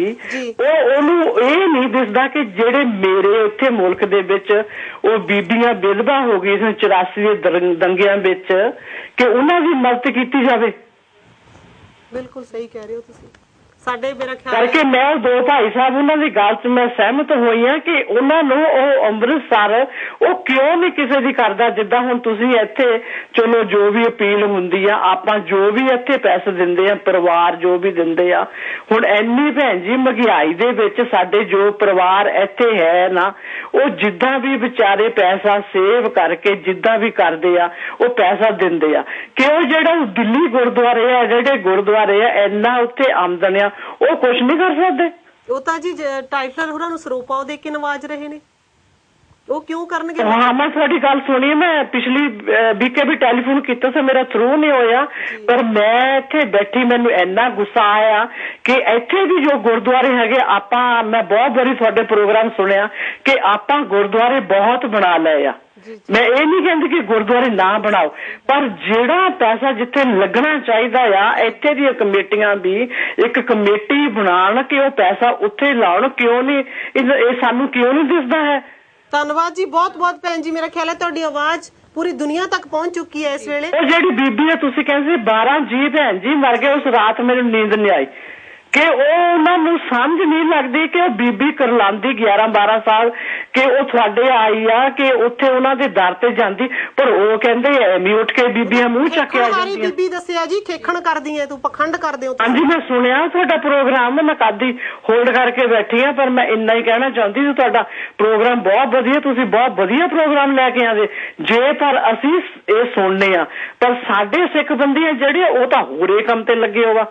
ਬਹੁਤ ਬਹੁਤ ਧੰਨਵਾਦ ਭੈਣ ਜੀ। ਸਾਡੇ ਕੋਲ ਹੋਰ ਕਾਲਰ ਵੀ ਨੇ। ਓਕੇ ਜੀ ਵਾਹਿਗੁਰੂ ਜੀ ਕਾ ਖਾਲਸਾ ਵਾਹਿਗੁਰੂ ਜੀ ਕੀ ਫਤਿਹ। ਬਹੁਤ ਬਹੁਤ ਧੰਨਵਾਦ ਤੁਹਾਡਾ। ਤੁਸੀਂ ਕੀ ਕਹਿਣਾ ਚਾਹੋਗੇ ਇਹਦੇ ਬਾਰੇ ਤੁਹਾਡੇ ਮਨ ਦੇ ਵਿੱਚ ਕੋਈ ਵਿਚਾਰ। ਜੀ ਗੁਰਦੁਆਰੇ ਦੀ ਜਿੱਥੋਂ ਭੈਣ ਜੀ ਨੇ ਗੱਲ ਕੀਤੀ ਹੈ ਵੀ ਗੁਰਦੁਆਰੇ ਕਿੰਨੇ ਬਣ ਗਏ ਆ ਜੀ ਤੇ ਗੁਰਦੁਆਰੇ ਤੁਸੀਂ ਕੀ ਸੋਚਦੇ ਵੀ ਆਪਾਂ ਮਨ 'ਚ ਕੀ ਗੱਲ ਆਉਂਦੀ ਹੈ ਵੀ ਗੁਰਦੁਆਰੇ ਕਿਉਂ ਇੰਨੇ ਬਣਾ ਲਏ ਕਿਉਂਕਿ ਆਪਣੇ ਮਨਾਂ 'ਚ ਫਰਕ ਆ ਜਾਂ ਕੁਰਸੀਆਂ ਲਈ ਆ ਜਾਂ ਕੀ ਚੀਜ਼ ਆ। ਇੰਨੇ ਗੁਰਦੁਆਰੇ ਬਣ ਗਏ ਆ ਜਿੱਥੇ ਗੁਰਦੁਆਰਿਆਂ ਦੇ ਵਿੱਚ ਇੰਨੀ ਸੰਗਤ ਹੁੰਦੀ ਸੀਗੀ ਕਿ ਬੈਠਣ ਲਈ ਜਗ੍ਹਾ ਨਹੀਂ ਸੀ ਮਿਲਦੀ ਹੁੰਦੀ। ਅੱਜ ਤੁਸੀਂ ਉਸੇ ਗੁਰਦੁਆਰੇ ਦੇ ਵਿੱਚ ਚੱਲ ਜਾਓ ਤਾਂ ਤੁਸੀਂ ਭਾਵੇਂ ਦੇਖੋ ਹੋਲ ਬਿਲਕੁਲ ਖਾਲੀ ਹੁੰਦਾ। ਸਿਰਫ ਇਹ ਬਾਂਡੀ ਜਦੋਂ ਤੁਸੀਂ ਪਾ ਲਈ ਇੱਕ ਦੂਸਰੇ ਦੇ ਮਨਾਂ ਦੇ ਵਿੱਚ ਫਰਕ ਸਾਰਿਆਂ ਦੇ ਵਿੱਚ ਫਿਰ ਤੁਸੀਂ ਗੁਰਦੁਆਰੇ ਬਣਾ ਕੇ ਬਹਿ ਗਏ। ਇਸੇ ਤਰ੍ਹਾਂ ਸਭ ਮਨਾਂ ਦੇ ਵਿੱਚ ਫਰਕ ਪੈ ਗਿਆ। ਜ਼ਰੂਰਤ ਸੀ ਸਕੂਲਾਂ ਕਾਲਜਾਂ ਯੂਨੀਵਰਸਿਟੀਆਂ ਦੀ ਜ਼ਰੂਰਤ ਸੀ ਸਾਡੇ ਬੱਚਿਆਂ ਨੂੰ ਸਿੱਖੀ ਦੀ ਐਜੂਕੇਸ਼ਨ ਦੇਣ ਦੀ ਗਿਆਨ ਦੇਣ ਦੀ ਜ਼ਰੂਰਤ ਸੀ ਸਾਡੇ ਜਿਹੜੇ ਇਹੋ ਜਿਹੇ ਜਿਹੜੇ ਇਨੋਸੈਂਟ ਪੀਪਲ ਜਿਹੜੇ ਮਾਰੇ ਗਏ ਨੇ ਉਹਨਾਂ ਨੂੰ ਸੰਭਾਲਣ ਦੀ ਪਰ ਉਹਨਾਂ ਦੀ ਜਗ੍ਹਾ ਸੀ ਗੁਰਦੁਆਰੇ ਗੁਰਦੁਆਰੇ ਬਣਾ ਲਏ। ਅਗਰ ਜੇ ਉਹੀ ਗੁਰਦੁਆਰੇ ਘੱਟ ਬਣ ਜਾਂਦੇ ਕੋਈ ਅੱਛਾ ਜਿਹਾ ਤੁਸੀਂ ਸਕੂਲ ਇੱਕ ਥਾਂ ਤੇ ਬਿਲਡਿੰਗ ਖੋਲ ਕੇ ਅੱਛਾ ਜਿਹਾ ਪੰਜਾਬੀ ਸਕੂਲ ਖੋਲੋ ਉੱਥੇ ਪੰਜਾਬੀ ਟੀਚਰ ਰੱਖੋ। ਹੁਣ ਸਾਥ ਜਦੋਂ ਗੁਰਦੁਆਰੇ ਦੇ ਵਿੱਚ ਪੰਜਾਬੀ ਚੱਲਦੀ ਬਹੁਤ ਵਧੀਆ ਗੱਲ ਆ ਕਿ ਪੰਜਾਬੀ ਬੱਚਿਆਂ ਨੂੰ ਆਉਣੀ ਚਾਹੀਦੀ ਆ। ਉਹ ਜ਼ਰੂਰੀ ਵੀ ਆਪਣੀ ਸਿੱਖੀ ਲਈ ਆਪਣੀ ਪੰਜਾਬੀ ਮਾਂ ਬੋਲੀ ਸਿੱਖਣੀ ਵੀ ਜ਼ਿਆਦਾ ਜ਼ਰੂਰੀ ਆ। ਪਰ ਅਗਰ ਤੁਸੀਂ ਉੱਥੇ ਉੱਥੇ ਥੋੜੇ ਬੱਚੇ ਜਾਂਦੇ ਆ ਕਦੇ ਉਹ ਹੋ ਸਕਦਾ ਉਹ ਕਲਾਸ ਛੋਟੀ ਹੋਵੇ ਦਿਨ ਕਹਿਣ ਨੋ ਛੋਟੀ ਕਲਾਸ ਚੱਲਣੀ ਨਹੀਂ ਜਾਂ ਅਗਰ ਤੁਸੀਂ ਏਦਾਂ ਦੇ ਪੰਜਾਬੀ ਸਕੂਲ ਇੱਕ ਬਣਾ ਦਿਓ ਜਿੱਥੇ ਕਿ ਸਾਰੇ ਕੱਲੇ ਜਿਸ ਤਰ੍ਹਾਂ ਕਿ ਹੁਣ ਆਪਾਂ ਗੱਲ ਕਰਦੇ ਹਾਂ ਲੈਸਟਰ ਬਰਮਿੰਗਮ ਜਾਂ ਜਿੱਥੇ ਮਰਜ਼ੀ ਚੱਲ ਜਾਓ ਉਹ ਇੱਕ ਸਕੂਲ ਹੋਵੇ ਜਿਸ ਤਰ੍ਹਾਂ ਬਾਕੀ ਸਕੂਲ ਆ। ਹੁਣ ਤੁਸੀਂ ਬਾਕੀ ਕਮਿਊਨਿਟੀ ਦੇ ਵਿੱਚ ਜਾ ਕੇ ਉਹਨਾਂ ਦੇ ਹੈਗੇ ਆਪਣੇ ਸਕੂਲ ਉਹਨਾਂ ਦੇ ਸਕੂਲ ਹੈਗੇ ਸੈਪਰੇਟ ਉੱਥੇ ਸਿਰਫ ਉਹੀ ਬੱਚੇ ਜਾਂਦੇ ਆ ਤੇ ਸਾਡੇ ਬੱਚਿਆਂ ਲਈ ਕਿਉਂ ਨਹੀਂ ਇਦਾਂ ਦੀ ਓਪਰਚੁਨਿਟੀ ਹੈਗੀ ਕਿਉਂ ਨਹੀਂ ਹੈਗਾ। ਅਗਰ ਤੁਸੀਂ ਇੱਕ ਗੁਰਦੁਆਰਾ ਘੱਟ ਬਣਾ ਲਓ ਤੇ ਇੱਕ ਸਕੂਲ ਬਣਾ ਦਿਓ ਰਲ ਮਿਲ ਕੇ ਗੌਰ ਕਰਨ ਵਾਲਾ ਤੁਹਾਡਾ ਪੁਆਇੰਟ ਮੇਰਾ ਖਿਆਲ ਹੈ ਜਿਹੜੇ ਵੀ ਸਾਡੇ ਵੀਰ ਕੋਈ ਪ੍ਰਬੰਧ ਦੇ ਵਿੱਚ ਨੇ ਜਿਨ੍ਹਾਂ ਦੇ ਕੋਲ ਕੋਈ ਅਹੁਦਾ ਹੈ ਉਹ ਜ਼ਰੂਰ ਇਸ ਚੀਜ਼ ਵੱਲ ਗੌਰ ਕਰਨਗੇ ਕਿ ਐਜੂਕੇਸ਼ਨ ਦੀ ਕਿੰਨੀ ਜ਼ਰੂਰਤ ਹੈ। ਸਾਡੇ ਕੋਲ ਕਾਲਰ ਆ ਗਏ ਨੇ ਤੇ ਟਾਈਮ ਵੀ ਦੌੜਿਆ ਜਾ ਰਿਹਾ ਆਪਾਂ ਉਹਨਾਂ ਨੂੰ ਸੁਣੀਏ। ਵਾਹਿਗੁਰੂ ਜੀ ਕਾ ਖਾਲਸਾ ਵਾਹਿਗੁਰੂ ਜੀ ਕੀ ਫਤਿਹ। ਹੈਲੋ ਜੀ ਆਪ ਜੀ ਦਾ ਬਹੁਤ ਬਹੁਤ ਸਵਾਗਤ ਹੈ। ਜੀ ਕਾ ਖਾਲਸਾ ਵਾਹਿਗੁਰੂ ਜੀ ਕੀ ਫਤਿਹ। ਭੈਣ ਜੀ ਤੁਸੀਂ ਕੌਣ ਹੋ ਤੇ ਕਿੱਥੋਂ ਬੋਲਦੇ ਹੋ? ਮੈਂ ਜੀ ਇਟਲੀ ਤੋਂ ਬੋਲ ਰਹੀ ਹਾਂ ਜੀ। ਮੇਰਾ ਨਾਮ ਸਤਿੰਦਰ ਹੈ। ਹਾਂਜੀ ਕੀ ਕਹਿਣਾ ਚਾਹੋਗੇ ਇਟਲੀ ਵਾਲਿਓ? ਹਾਂਜੀ ਮੈਂ ਹਮੇਸ਼ਾ ਸੁਣਦੀ ਰਹਿੰਦੀ ਆ ਦੇਖਦੀ ਵੀ ਰਹਿੰਦੀ ਆ ਤੇ ਵਿਊਅਰਸ ਵੀ ਵੈਸੇ ਤਾਂ ਧੰਨਵਾਦ ਕਰਨਾ ਚਾਹੁੰਦੇ ਆ ਅਸੀਂ ਉਹਨਾਂ ਦਾ ਜਿਨ੍ਹਾਂ ਨੇ ਚੈਨਲ ਨੂੰ ਦੀ ਸਪੋਰਟ ਵੀ ਦਿੰਦੇ ਆ, ਚਲਾਉਂਦੇ ਆ। ਬਿਲਕੁਲ। ਪਰ ਗੱਲਾਂ ਤਾਂ ਬਹੁਤ ਨੇ ਕਰਨ ਵਾਲੀਆਂ, ਕਈ ਵਾਰ ਤਾਂ ਮਨ ਕਰਦਾ ਮੈਂ ਖੁਦ ਹੀ ਆਵਾਂ, ਜ਼ਰੂਰ ਆਓ, ਚੈਨਲ ਤੇ ਆਵਾਂ, ਠੀਕ ਹੈ। ਪਰ ਜੋ ਆਪਣੀਆਂ ਔਰਤਾਂ ਦੀ ਕੰਡੀਸ਼ਨ ਹੁੰਦੀ, ਜਿਵੇਂ ਜੰਗ ਕੁਛ ਵੀ ਕਹਿ ਲੋ, ਚਲੋ, ਤਾਂ ਕਈ ਵਾਰ ਦਿਲ ਕਰਦਾ ਹੈ ਸਮਾਜ ਤੋਂ, ਆਪਣੀ ਜਿਹੜੀ ਸੁਸਾਇਟੀ ਆ ਉਸ ਤੋਂ ਡਰ ਕੇ ਨਹੀਂ ਅੱਗੇ ਆਉਣਾ ਚਾਹੁੰਦੇ, ਠੀਕ ਹੈ। ਠੀਕ ਹੈ ਜੀ। ਪਰ ਤੁਸੀਂ ਦੇਖੋ, ਆਪਾਂ ਗੱਲਾਂ ਕਰ ਦਿੰਦੇ ਆ ਜਥੇਦਾਰਾਂ ਦੀਆਂ, ਕਮੇਟੀਆਂ ਦੀਆਂ, ਜੋ ਵੀ ਹੈ। ਜਦੋਂ ਸਾਡੇ ਜਥੇਦਾਰ ਇੱਥੇ ਆਉਂਦੇ ਨੇ, ਇਟਲੀ 'ਚ ਵੀ ਆਏ ਪਿਛਲੀ ਵਾਰ ਥੋੜੀ ਦੇਰ ਪਹਿਲਾਂ ਜੀ, ਤੇ ਫਿਰ ਆਪਾਂ ਉਹਨਾਂ ਨੂੰ ਸਰੋਪੇ ਕਿਉਂ ਲੈਂਦੇ ਆ? ਇਹ ਤਾਂ ਭੈਣ ਜੀ ਹੁਣ ਅਸੀਂ ਤਾਂ ਤੁਹਾਡੇ ਤੇ ਸਵਾਲ ਰੱਖਿਆ, ਨਹੀਂ ਕਿਉਂ ਲੈਂਦੇ ਆ, ਹੈਨਾ? ਤੇ ਜਦੋਂ ਸਾਡਾ ਇੱਥੋਂ ਪੈਸਾ ਜਾਂਦਾ ਹੈ, ਜਦੋਂ ਸਾਨੂੰ ਇੱਕ ਵਾਰ ਪਤਾ ਲੱਗਿਆ, 2 ਵਾਰ ਪਤਾ ਲੱਗਿਆ, 10 ਵਾਰ ਪਤਾ ਲੱਗਿਆ, ਸਾਡਾ ਪੈਸਾ ਨਹੀਂ ਪਹੁੰਚਦਾ। ਪਰ ਸਾਡੇ ਕੁਛ ਵੀਰ ਯੰਗਸਟਰ, ਜਿਵੇਂ ਸਾਡੀ ਏਜ ਦੇ ਯੰਗਸਟਰ ਨੇ, ਜਿਹੜੇ ਬॉयਜ਼ ਨੇ, ਮੇਲਸ ਨੇ, ਠੀਕ ਹੈ, ਲੇਡੀਜ਼ ਨਹੀਂ ਅੱਗੇ ਆਉਣਾ ਚਾਹੁੰਦੀਆਂ, ਪਰ ਉਹਨਾਂ ਨੂੰ ਚਾਹੀਦਾ ਖੁਦ 5-5, 10-10 ਦਾ ਕੁਛ ਗਰੁੱਪ ਜਾਂ ਕੁਛ, ਉਹ ਜਿਹੜੇ ਹਾਈਐਸਟ ਜਿਹੜੇ ਨੌਲੇਜ ਰੱਖਦੇ ਨੇ, ਉਹ ਖੁਦ ਕੰਟੈਕਟ ਕਰਕੇ ਕਿਉਂ ਨਹੀਂ ਪੈਸਾ ਦੇ ਦਿੰਦੇ ਉਹਨਾਂ ਲੋਕਾਂ ਨੂੰ, ਜਾਂ ਖੁਦ ਉਹਨਾਂ ਦੀਆਂ ਲੋੜਾਂ ਪੂਰੀਆਂ ਕਿਉਂ ਨਹੀਂ ਕਰ ਦਿੰਦੇ ਇੰਡੀਆ 'ਚ? ਠੀਕ ਹੈ ਜੀ। ਤੇ ਸਾਨੂੰ, ਹਾਂਜੀ, ਸਾਨੂੰ ਚਾਹੀਦਾ ਹੈ ਜਿਵੇਂ ਗੁਰਦੁਆਰੇ ਜਿਹੜੇ, ਜੇ ਮੇਰੇ ਇਟਲੀ 'ਚ ਵੀਰ ਜਿਹੜੇ ਸੁਣਦੇ ਹੋਣ, ਗੁਰਦੁਆਰੇ ਦੀ ਕਮੇਟੀਆਂ ਸੁਣਦੀਆਂ ਹੋਣ, ਅੱਜ ਕੋਈ ਵੀ ਮੈਂਬਰ ਸੁਣਦਾ ਹੋਵੇ, ਤਾਂ ਮੇਰੀ ਹੱਥ ਜੋੜ ਕੇ ਗੁਜ਼ਾਰਿਸ਼, ਅਪੀਲ ਹੈ ਕਿ ਉਹ ਜਿਵੇਂ ਇੱਥੇ ਲਿਟਰੇਚਰ ਹੈ, ਠੀਕ ਹੈ, ਜਿਹੜਾ ਲਿਟਰੇਚਰ ਹੈ, ਉਸ ਲਿਟਰੇਚਰ ਨੂੰ ਇਟਾਲੀਅਨ 'ਚ ਕਿਸੇ ਵੀ ਕੰਟਰੀ 'ਚ ਕੋਈ ਵੱਸਦਾ, ਯੂਰਪੀਅਨ ਕੰਟਰੀ ਦੇ ਵਿੱਚ, ਇੰਗਲੈਂਡ ਦੇ ਵਿੱਚ, ਇੰਗਲੈਂਡ ਦੇ ਵਿੱਚ ਬਹੁਤ ਪ੍ਰਚਾਰ ਹੈ, ਪਰ ਯੂਰਪੀਅਨ ਕੰਟਰੀ ਦੇ ਵਿੱਚ ਜਿਵੇਂ ਸਾਡੇ ਲੋਕੀ ਵੱਸਦੇ ਆ, ਸਾਡੇ ਲੋਕਾਂ ਨੂੰ ਪੁੱਛਦੇ, ਜਦੋਂ ਹੁਣ ਪਿੱਛੇ ਜੇ ਰਾਜਵਾਨਾ ਦਾ ਹੋਇਆ ਸੀਗਾ ਸਾਰਾ, ਉਦੋਂ ਜਦੋਂ ਆਪਾਂ ਨੇ ਝੰਡੇ ਲਹਿਰਾਏ, ਠੀਕ ਹੈ ਜੀ, ਕੇਸਰੀ ਨਿਸ਼ਾਨ, ਤਾਂ ਮੈਨੂੰ ਇਟਾਲੀਅਨ ਘੇਰ ਕੇ ਪੁੱਛਦੀਆਂ ਕਿ ਇਹ ਕੀ ਹੈ। ਥੋੜਾ ਸ਼ਾਰਟਕਟ ਕਰਿਓ ਪਲੀਜ਼। ਹਾਂਜੀ, ਸ਼ਾਰਟਕਟ ਕਰੋ, ਟਾਈਮ ਜਾ ਰਿਹਾ ਦੌੜਿਆ, ਸਾਡੇ ਕੋਲ ਟਾਈਮ ਹੈ ਨਹੀਂ। ਹਾਂਜੀ ਬਸ ਜੀ, ਮੈਂ ਪਹਿਲੀ ਵਾਰ ਕਾਲ ਕੀਤੀ ਹੈ, ਕੱਟਿਓ ਨਾ ਪਲੀਜ਼। ਨਹੀਂ ਕੱਟਦੇ ਨਹੀਂ, ਤੁਸੀਂ ਗੱਲ ਪੂਰੀ ਕਰੋ। ਤੇ ਉਹ ਕਹਿੰਦੇ ਵੀ ਕਿਉਂ ਲਾਇਆ, ਠੀਕ ਹੈ। ਮੈਂ ਉਹਨਾਂ ਨੂੰ ਜਿੰਨਾ ਕੁ ਮੇਰੇ ਤੋਂ ਦੱਸਿਆ ਗਿਆ ਮੈਂ ਉਹਨਾਂ ਕੁ ਦੱਸਿਆ। ਮੇਰੀ ਗੁਰਦੁਆਰਾ ਕਮੇਟੀਆਂ ਨੂੰ ਅਪੀਲ ਆ ਵੀ ਤੁਸੀਂ ਲਿਟਰੇਚਰ ਨੂੰ ਟ੍ਰਾਂਸਲੇਟ ਕਰਕੇ ਵੰਡੋ। ਬਿਲਕੁਲ ਚਾਹੀਦਾ, ਇਹ ਸਭ ਤੋਂ ਜ਼ਰੂਰੀ। ਸਾਡੇ ਨਾਲ ਕੀ ਹੋਇਆ ਮੈਂ ਹਰ ਇੱਕ ਨੂੰ ਦੱਸਦੀ ਆ, ਰੋ ਕੇ ਪਿੱਟ ਕੇ। ਮੈਂ ਕੱਲ ਵੀ ਦੱਸਿਆ ਕਿਸੇ ਨੂੰ, ਮਰੋ ਕਿੰਨੀ ਸੀ ਸਾਡੇ ਨਾਲ ਦੀ, ਉਹਨੂੰ ਕੱਲ ਵੀ ਦੱਸਿਆ ਸਾਡੇ ਨਾਲ ਇਹ ਹੁੰਦਾ ਆਇਆ, ਇਹ ਹੋਇਆ ਸਾਡੇ ਨਾਲ, ਖੁਦ ਮੇਰੇ ਨਾਲ ਵਾਪਰਿਆ, ਮੇਰੇ ਕਜ਼ਨ ਸ਼ਹੀਦ ਹੋ ਗਏ ਉੱਥੇ, ਠੀਕ ਹੈ। ਮੈਂ ਨਹੀਂ ਕਹਿੰਦੀ ਮੇਰੇ ਤੋਂ ਤਾਂ ਬਹੁਤ ਵੱਡੇ ਦਰਦ ਪਏ ਆ ਇੰਡੀਆ 'ਚ, ਪਰ ਨਹੀਂ, ਸਾਡੀਆਂ ਕਮੇਟੀਆਂ ਗੁਰਦੁਆਰੇ ਬਣਾਉਂਦੀਆਂ, ਹੋਰ ਜਦੋਂ ਕੋਈ ਸ਼ਹੀਦੀ ਪੁਰਬ ਆਉਂਦਾ ਹੋਰ ਮਨਾਉਣ ਲੱਗ ਜਾਂਦੇ ਨੇ। ਜਿਹੜੇ ਸਾਡੇ ਸ਼ਹੀਦ ਹਾਲੇ ਕੱਲ ਬੀਤੇ, ਉਹਨਾਂ ਨੂੰ ਕੋਈ ਯਾਦ ਹੀ ਨਹੀਂ ਕਰਦਾ ਗੁਰਦੁਆਰੇ 'ਚ। ਬਿਲਕੁਲ ਭੁੱਲ ਗਏ।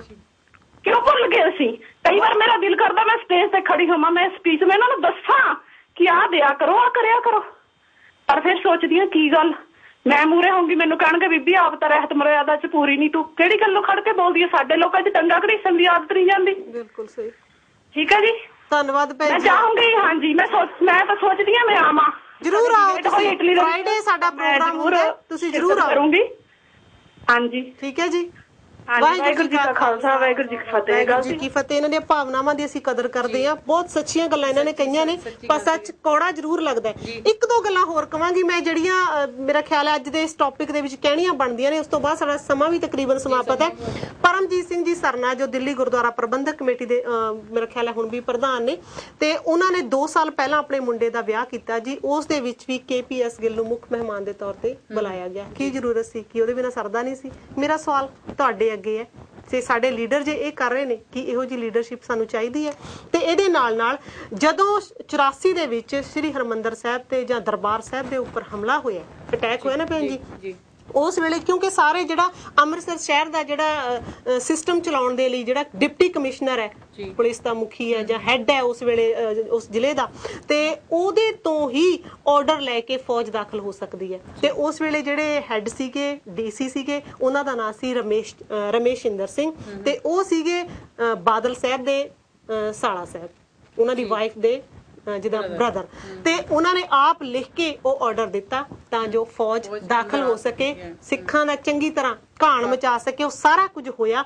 ਤੇ ਉਸ ਤੋਂ ਬਾਅਦ ਅਗਸਤ, ਸਿਰਫ 2 ਮਹੀਨਿਆਂ ਬਾਅਦ 15 ਅਗਸਤ 1984 ਨੂੰ ਉਸ ਰਮੇਸ਼ਿੰਦਰ ਸਿੰਘ ਨੂੰ ਰਾਸ਼ਟਰਪਤੀ ਵੱਲੋਂ ਮੈਡਲ ਦੇ ਕੇ ਸਨਮਾਨਿਤ ਕੀਤਾ ਗਿਆ, ਆਪਣਿਆਂ ਨੂੰ ਮਰਵਾਉਣ ਦੇ ਲਈ। ਤੇ ਉਹਦੇ ਤੋਂ ਬਾਅਦ ਬਾਦਲ ਸਰਕਾਰ ਦੇ ਵਿੱਚ ਉਹਨਾਂ ਨੂੰ ਚੀਫ ਸੈਕਟਰੀ ਦੇ ਅਹੁਦੇ ਦੇ ਉੱਪਰ ਬਿਰਾਜਮਾਨ ਕੀਤਾ ਗਿਆ। ਸੋ ਜਦੋਂ ਅਸੀਂ ਬਾਰ-ਬਾਰ ਇਹ ਕੁਝ ਕਰਦੇ ਹਾਂ ਤੇ ਸਾਡੀ ਲੀਡਰਸ਼ਿਪ ਕਰਦੀ ਹੈ, ਅਸੀਂ ਚੁੱਪਚਾਪ ਦੇਖਦੇ ਹਾਂ ਉਹਨਾਂ ਨੂੰ ਆ ਕੇ। ਸੱਚਮੁੱਚ ਜਿਵੇਂ ਇਹਨਾਂ ਨੇ ਕਿਹਾ ਕਿ ਸਨਮਾਨਿਤ ਕਰਦੇ ਆ, ਜਦੋਂ ਸਾਡੇ ਕੋਲ ਆਉਂਦੇ ਨੇ ਉਹਨਾਂ ਨੂੰ ਵੈਲਕਮ ਕਰਦੇ ਆ, ਗਲਾਂ 'ਚ ਹਾਰ ਪਾਉਂਦੇ ਆ, ਉਹਨਾਂ ਨੂੰ ਸਵਾਲ ਨਹੀਂ ਕਰਦੇ ਕਿ ਕਿਉਂ ਹੋਇਆ ਤੇ ਅੱਗੇ ਨੂੰ ਨਹੀਂ ਹੋਣਾ ਚਾਹੀਦਾ, ਤੇ ਸਾਰਾ ਕੁਝ ਇਸੇ ਤਰ੍ਹਾਂ ਹੁੰਦਾ ਰਹਿਣਾ ਹੈ ਜੀ। ਤੇ ਜਿਸ ਤਰ੍ਹਾਂ ਕਿ ਹੁਣ ਵੋਟਾਂ ਹੁੰਦੀਆਂ, ਸਾਰਾ ਕੁਝ ਇੰਡੀਆ ਦੇ ਵਿੱਚ ਇਲੈਕਸ਼ਨ ਹੁੰਦੀਆਂ, ਉਹ ਆਉਂਦੇ ਆ ਮਿੱਠੀਆਂ ਪਿਆਰੀਆਂ ਗੱਲਾਂ ਕਰਕੇ ਸਾਰਿਆਂ ਨੂੰ ਆਪਣੇ ਵੱਲ ਖਿੱਚ ਲੈਂਦੇ ਆ।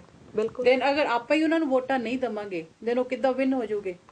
ਤੇ ਹੋਰ ਤਾਂ ਹੋਰ ਅਗਰ ਉਹਨਾਂ ਦਾ ਸਾਹਮਣਾ ਕਰਾਂਗੇ ਤਾਂ ਆਪਾਂ ਉਸ ਲਾਈਨ ਤੇ ਪੁੱਜ ਸਕਦੇ, ਆਪਾਂ ਇਨਸਾਫ ਲੈ ਸਕਦੇ ਆ। ਪਰ ਆਪਾਂ ਉਹਨਾਂ ਦੀਆਂ ਮਿੱਠੀਆਂ ਪਿਆਰੀਆਂ ਗੱਲਾਂ 'ਚ ਆ ਕੇ ਫਿਰ ਚੁੱਪ ਕਰਕੇ ਬਹਿ ਜਾਂਦੇ। ਚੁੱਪ ਕਰਕੇ ਬਹਿਣ ਵਾਲੀ ਗੱਲ ਨਹੀਂ ਹੈਗੀ। ਇਨਸਾਫ ਮੰਗਣਾ ਤਾਂ ਖੁੱਲ ਕੇ ਮੰਗੋ। ਅਸੀਂ ਮੰਗਣਾ ਇਨਸਾਫ। ਅਸੀਂ ਚਾਹੁੰਦੇ ਆ ਜੋ ਸਾਡੀ ਨਸਲਕੁਸ਼ੀ ਹੋਈ ਹੈ, ਜੋ ਸਾਡੇ ਨਾਲ ਇਸ ਤਰ੍ਹਾਂ ਦਾ ਸਲੂਕ ਹੋਇਆ, ਜੋ ਜਿਨ੍ਹਾਂ ਨੇ ਵੀ ਇਹ ਗਲਤ ਕੰਮ ਕੀਤਾ, ਭਾਵੇਂ ਆਪਣੇ ਨੇ ਭਾਵੇਂ ਬੇਗਾਨੇ ਨੇ, ਉਹਨਾਂ ਨੂੰ ਕਟਹਿਰੇ 'ਚ ਖੜਾ ਕਰਨਾ ਚਾਹੀਦਾ ਹੈ। ਯਹੂਦੀ ਕੌਮ, ਜੂਇਸ਼ ਜਿਨ੍ਹਾਂ ਨੂੰ ਕਹਿੰਦੇ ਆ, ਉਹਨਾਂ ਨਾਲ ਸੈਕੰਡ ਵਰਲਡ ਵਾਰ ਦੇ ਦੌਰਾਨ ਬਹੁਤ ਕੁਝ ਹੋਇਆ ਤੇ ਬਹੁਤ ਜ਼ਿਆਦਾ ਉਹਨਾਂ ਤੇ ਜ਼ੁਲਮ ਹੋਏ ਨੇ, ਪਰ ਉਹਨਾਂ ਨੇ ਆਪਣਾ ਦੁੱਖੜਾ ਠੀਕ ਢੰਗ ਨਾਲ ਦੁਨੀਆ ਦੇ ਅੱਗੇ ਰੋਇਆ, UNO 'ਚ ਆਪਣਾ ਪੱਖ ਰੱਖਿਆ। ਅੱਜ ਤੀਕ ਵੀ ਉਹਨਾਂ ਦੇ ਮੁਕੱਦਮੇ ਚੱਲ ਰਹੇ ਨੇ ਸੈਕੰਡ ਵਰਲਡ ਵਾਰ ਦੇ, ਤੇ ਉਹਨਾਂ ਨੂੰ ਹਰ ਪੱਖੋਂ ਹਰ ਤਰ੍ਹਾਂ ਦੇ ਨਾਲ ਵੱਡੇ ਲੈਵਲ ਤੇ ਹਮਦਰਦੀ ਮਿਲੀ ਹੈ, ਉਹਨਾਂ ਨੂੰ ਇਨਸਾਫ ਵੀ ਮਿਲਿਆ ਤੇ ਇਹਦੇ ਨਾਲ ਨਾਲ ਉਹਨਾਂ ਨੂੰ ਸਹੂਲਤਾਂ ਵੀ ਮਿਲੀਆਂ ਨੇ। ਕੀ ਸਿੱਖ ਜਾਗਣਗੇ? ਕਿਉਂਕਿ ਉਹ ਲੋਕ ਅਕਲਵੰਤ ਸੀ, ਉਹਨਾਂ ਨੂੰ ਪਤਾ ਸੀ ਆਪਣਾ ਪੱਖ ਪੇਸ਼ ਕਿਵੇਂ ਕਰਨਾ। ਅਸੀਂ ਤਾਂ ਆਪਣਾ ਦਰਦ ਹਲੇ ਤੱਕ ਦੁਨੀਆ ਤੱਕ ਦੱਸ ਹੀ ਨਹੀਂ ਸਕੇ, ਪਹੁੰਚਾ ਹੀ ਨਹੀਂ ਸਕੇ, ਤਾਂ ਫਿਰ ਸਾਨੂੰ ਇਨਸਾਫ ਕਿੱਥੋਂ ਮਿਲਣਾ ਹੈ? ਸੋ ਇਨਸਾਫ ਦੀ ਗੱਲ ਉਦੋਂ ਕਰਨੀ ਬਣਦੀ ਹੈ ਜਦੋਂ ਸਾਨੂੰ ਪਤਾ ਹੋਵੇ ਆਪਣੇ ਤੇ ਬੇਗਾਨੇ 'ਚ ਫਰਕ ਕੀ ਹੈ। ਕਈ ਵਾਰੀ ਸਾਡੇ ਨਾਲ ਖੜਾ ਕੋਈ ਵੀਰ ਹੈ, ਉਹ ਵੀ ਆਪਣਾ ਨਹੀਂ ਹੁੰਦਾ। ਸਾਡੇ ਆਪਣੇ ਜਥੇਦਾਰ, ਸਾਡੀ ਲੀਡਰਸ਼ਿਪ ਹੀ ਜਦੋਂ ਬੇਗਾਨਿਆਂ ਦੇ ਨਾਲ ਖੜੀ ਹੋ ਕੇ ਸਾਡੇ ਪਿੱਠ ਪਿੱਛੇ ਵਾਰ ਕਰ ਰਹੀ ਹੈ, ਤਾਂ ਫਿਰ ਇਨਸਾਫ ਕਿੱਥੋਂ ਮਿਲਣਾ ਹੈ? ਇਹਨਾਂ ਨੂੰ ਝੰਜੋੜਨ ਦੀ, ਜਗਾਉਣ ਦੀ ਲੋੜ ਹੈ। ਸਾਡੇ ਗੁਰਦੁਆਰਿਆਂ ਦੇ ਵਿੱਚ, ਭਾਵੇਂ ਉਹ ਵਿਦੇਸ਼ ਨੇ ਭਾਵੇਂ ਦੇਸ਼ ਹੈ, ਜਦੋਂ ਵੀ ਇਹੋ ਜਿਹੇ ਲੋਕ ਆਉਂਦੇ ਨੇ ਉਹਨਾਂ ਨੂੰ ਚੁਣੌਤੀ ਦੇਣ ਦੀ ਲੋੜ ਹੈ, ਤਾਂ ਜੋ ਅੱਗੇ ਨੂੰ ਅਜਿਹਾ ਜਿਹੜਾ ਕੁਕਰਮ ਹੈ ਉਹ ਕਰਨ ਦੀ ਜ਼ਰੂਰਤ ਨਾ ਕਰ ਸਕਣ। ਕੁਝ ਸੈਕਿੰਡ ਦੇ ਵਿੱਚ ਤੁਸੀਂ ਵੀ ਐਂਡ 'ਚ ਕੁਝ ਕਹੋ ਜੀ। ਅਸੀਂ ਤਾਂ ਇਹੀ ਬਸ ਕਵਾਂਗੇ ਜੋ ਵੀ 84 ਦੇ ਵਿੱਚ ਜਿੰਨੇ ਵੀ ਹੈਪਨਡ ਹੋਏ ਆ, ਜਿੰਨੇ ਵੀ ਹੋਏ, ਉਹਨਾਂ ਨੂੰ ਇਨਸਾਫ ਵੀ ਜ਼ਰੂਰ ਮਿਲਣਾ ਚਾਹੀਦਾ ਹੈ, ਪਰ ਉਹਨਾਂ ਨੂੰ ਬੜਾਵਾ ਨਾ ਦੇਵੋ। ਥੋੜਾ ਜਿਹਾ ਆਪਣੇ ਆਪ ਤੇ ਵੀ ਸਟਰੋਂਗ ਹੋ ਕੇ ਉਸ ਦਾ ਸਾਹਮਣਾ ਕਰੋ, ਉਸ ਗੱਲ ਦਾ, ਜੋ ਕਿ ਤੁਹਾਨੂੰ ਇਨਸਾਫ ਮਿਲ ਸਕੇ। ਅਗਰ ਆਪਾਂ ਸਟਰੋਂਗ ਹੋਵਾਂਗੇ, ਅੱਗੇ ਇਨਸਾਫ ਲਈ ਮੰਗ ਜੇ ਕੀਤੀ ਆ, ਦੈਨ ਆਪਣੇ ਆਪ ਸਟਰੋਂਗ ਹੋਵਾਂਗੇ। ਇਹ ਨਹੀਂ ਉਹਨਾਂ ਦੀਆਂ ਗੱਲਾਂ ਚ ਆ ਕੇ ਤੁਸੀਂ ਆਪਣੇ ਆਪ ਨੂੰ ਲੈਟ ਡਾਊਨ ਕਰ ਦੋ, ਦੈਨ ਉਹਨਾਂ ਦੀਆਂ ਗੱਲਾਂ ਚ ਆ ਕੇ ਜੀ ਉਹਨਾਂ ਨੇ ਮਿੱਠੀਆਂ ਪਿਆਰੀਆਂ ਗੱਲਾਂ ਕੀਤੀਆਂ, ਸ਼ਾਇਦ ਸਾਨੂੰ ਇਨਸਾਫ ਮਿਲ ਜਾਊਗਾ। ਉਹਨਾਂ ਚ ਨਹੀਂ ਮਿਲਣਾ ਹੈ, ਏਦਾਂ ਨਹੀਂ ਮਿਲਣਾ ਹੈਗਾ। ਜਿਸ ਗੱਲ ਤੇ ਤੁਸੀਂ ਸਟਰੋਂਗ ਹੈਗੇ, ਤੁਸੀਂ ਸਟਰੋਂਗ ਆਪਣੇ ਆਪ ਨੂੰ ਸਟਰੋਂਗ ਰੱਖੋ, ਆਪਣੇ ਆਪ ਨੂੰ ਲੈਟ ਡਾਊਨ ਨਾ ਕਰੋ, ਤੇ ਜੇ ਕਿ ਤੁਹਾਨੂੰ ਇਨਸਾਫ ਮਿਲ ਸਕੇ। ਇਹ ਇਨਸਾਫ ਸੋ ਲੀਡਰਾਂ ਦੀਆਂ ਮਿੱਠੀਆਂ ਪਿਆਰੀਆਂ ਗੱਲਾਂ 'ਚ ਨਹੀਂ ਆਉਣਾ, ਆਪਣੇ ਸਟੈਂਡ ਤੇ ਖੜੇ ਰਹਿਣਾ, ਆਪਣੇ ਸਟੈਂਡ ਤੇ ਖੜੇ ਰਹੋ। ਸੋ ਬਹੁਤ ਇੱਕ ਦਿਨ ਜ਼ਰੂਰ ਮਿਲੂਗਾ ਜੀ। ਬਹੁਤ ਬਹੁਤ ਧੰਨਵਾਦ ਤੁਹਾਡਾ ਸਾਰਿਆਂ ਦਾ ਅਸੀਂ ਚੈਨਲ ਦੇਖਣ ਦੇ ਲਈ, ਇਹਨੂੰ ਸਪੋਰਟ ਕਰਨ ਦੇ ਲਈ। ਅੱਗੇ ਨੂੰ ਵੀ ਸਪੋਰਟ ਜ਼ਰੂਰ ਕਰਦੇ ਰਹੋ ਜੀ। ਤੇ ਹੋਈਆਂ ਭੁੱਲਾਂ ਚੁੱਕਾਂ ਗਲਤੀਆਂ ਦੇ ਲਈ ਖਿਮਾ ਮੰਗਦੇ ਆ। ਤੇ ਪੰਥ ਟੋਕ ਪ੍ਰੋਗਰਾਮ ਦਾ ਜਿਹੜਾ ਸਮਾਂ ਉਹ ਸਮਾਪਤ ਹੋ ਚੁੱਕਾ। ਅਗਲੇ ਹਫਤੇ ਮਿਲਣ ਦਾ ਵਾਅਦਾ ਕਰਦੇ ਹੋਏ ਮੈਨੂੰ ਤੇ ਜਸਵਿੰਦਰ ਕੌਰ ਨੂੰ ਦਿਓ ਇਜਾਜ਼ਤ। ਫਤਿਹ ਬੁਲਾਉਂਦੇ ਆ। ਵਾਹਿਗੁਰੂ ਜੀ ਕਾ ਖਾਲਸਾ, ਵਾਹਿਗੁਰੂ ਜੀ ਕੀ ਫਤਿਹ।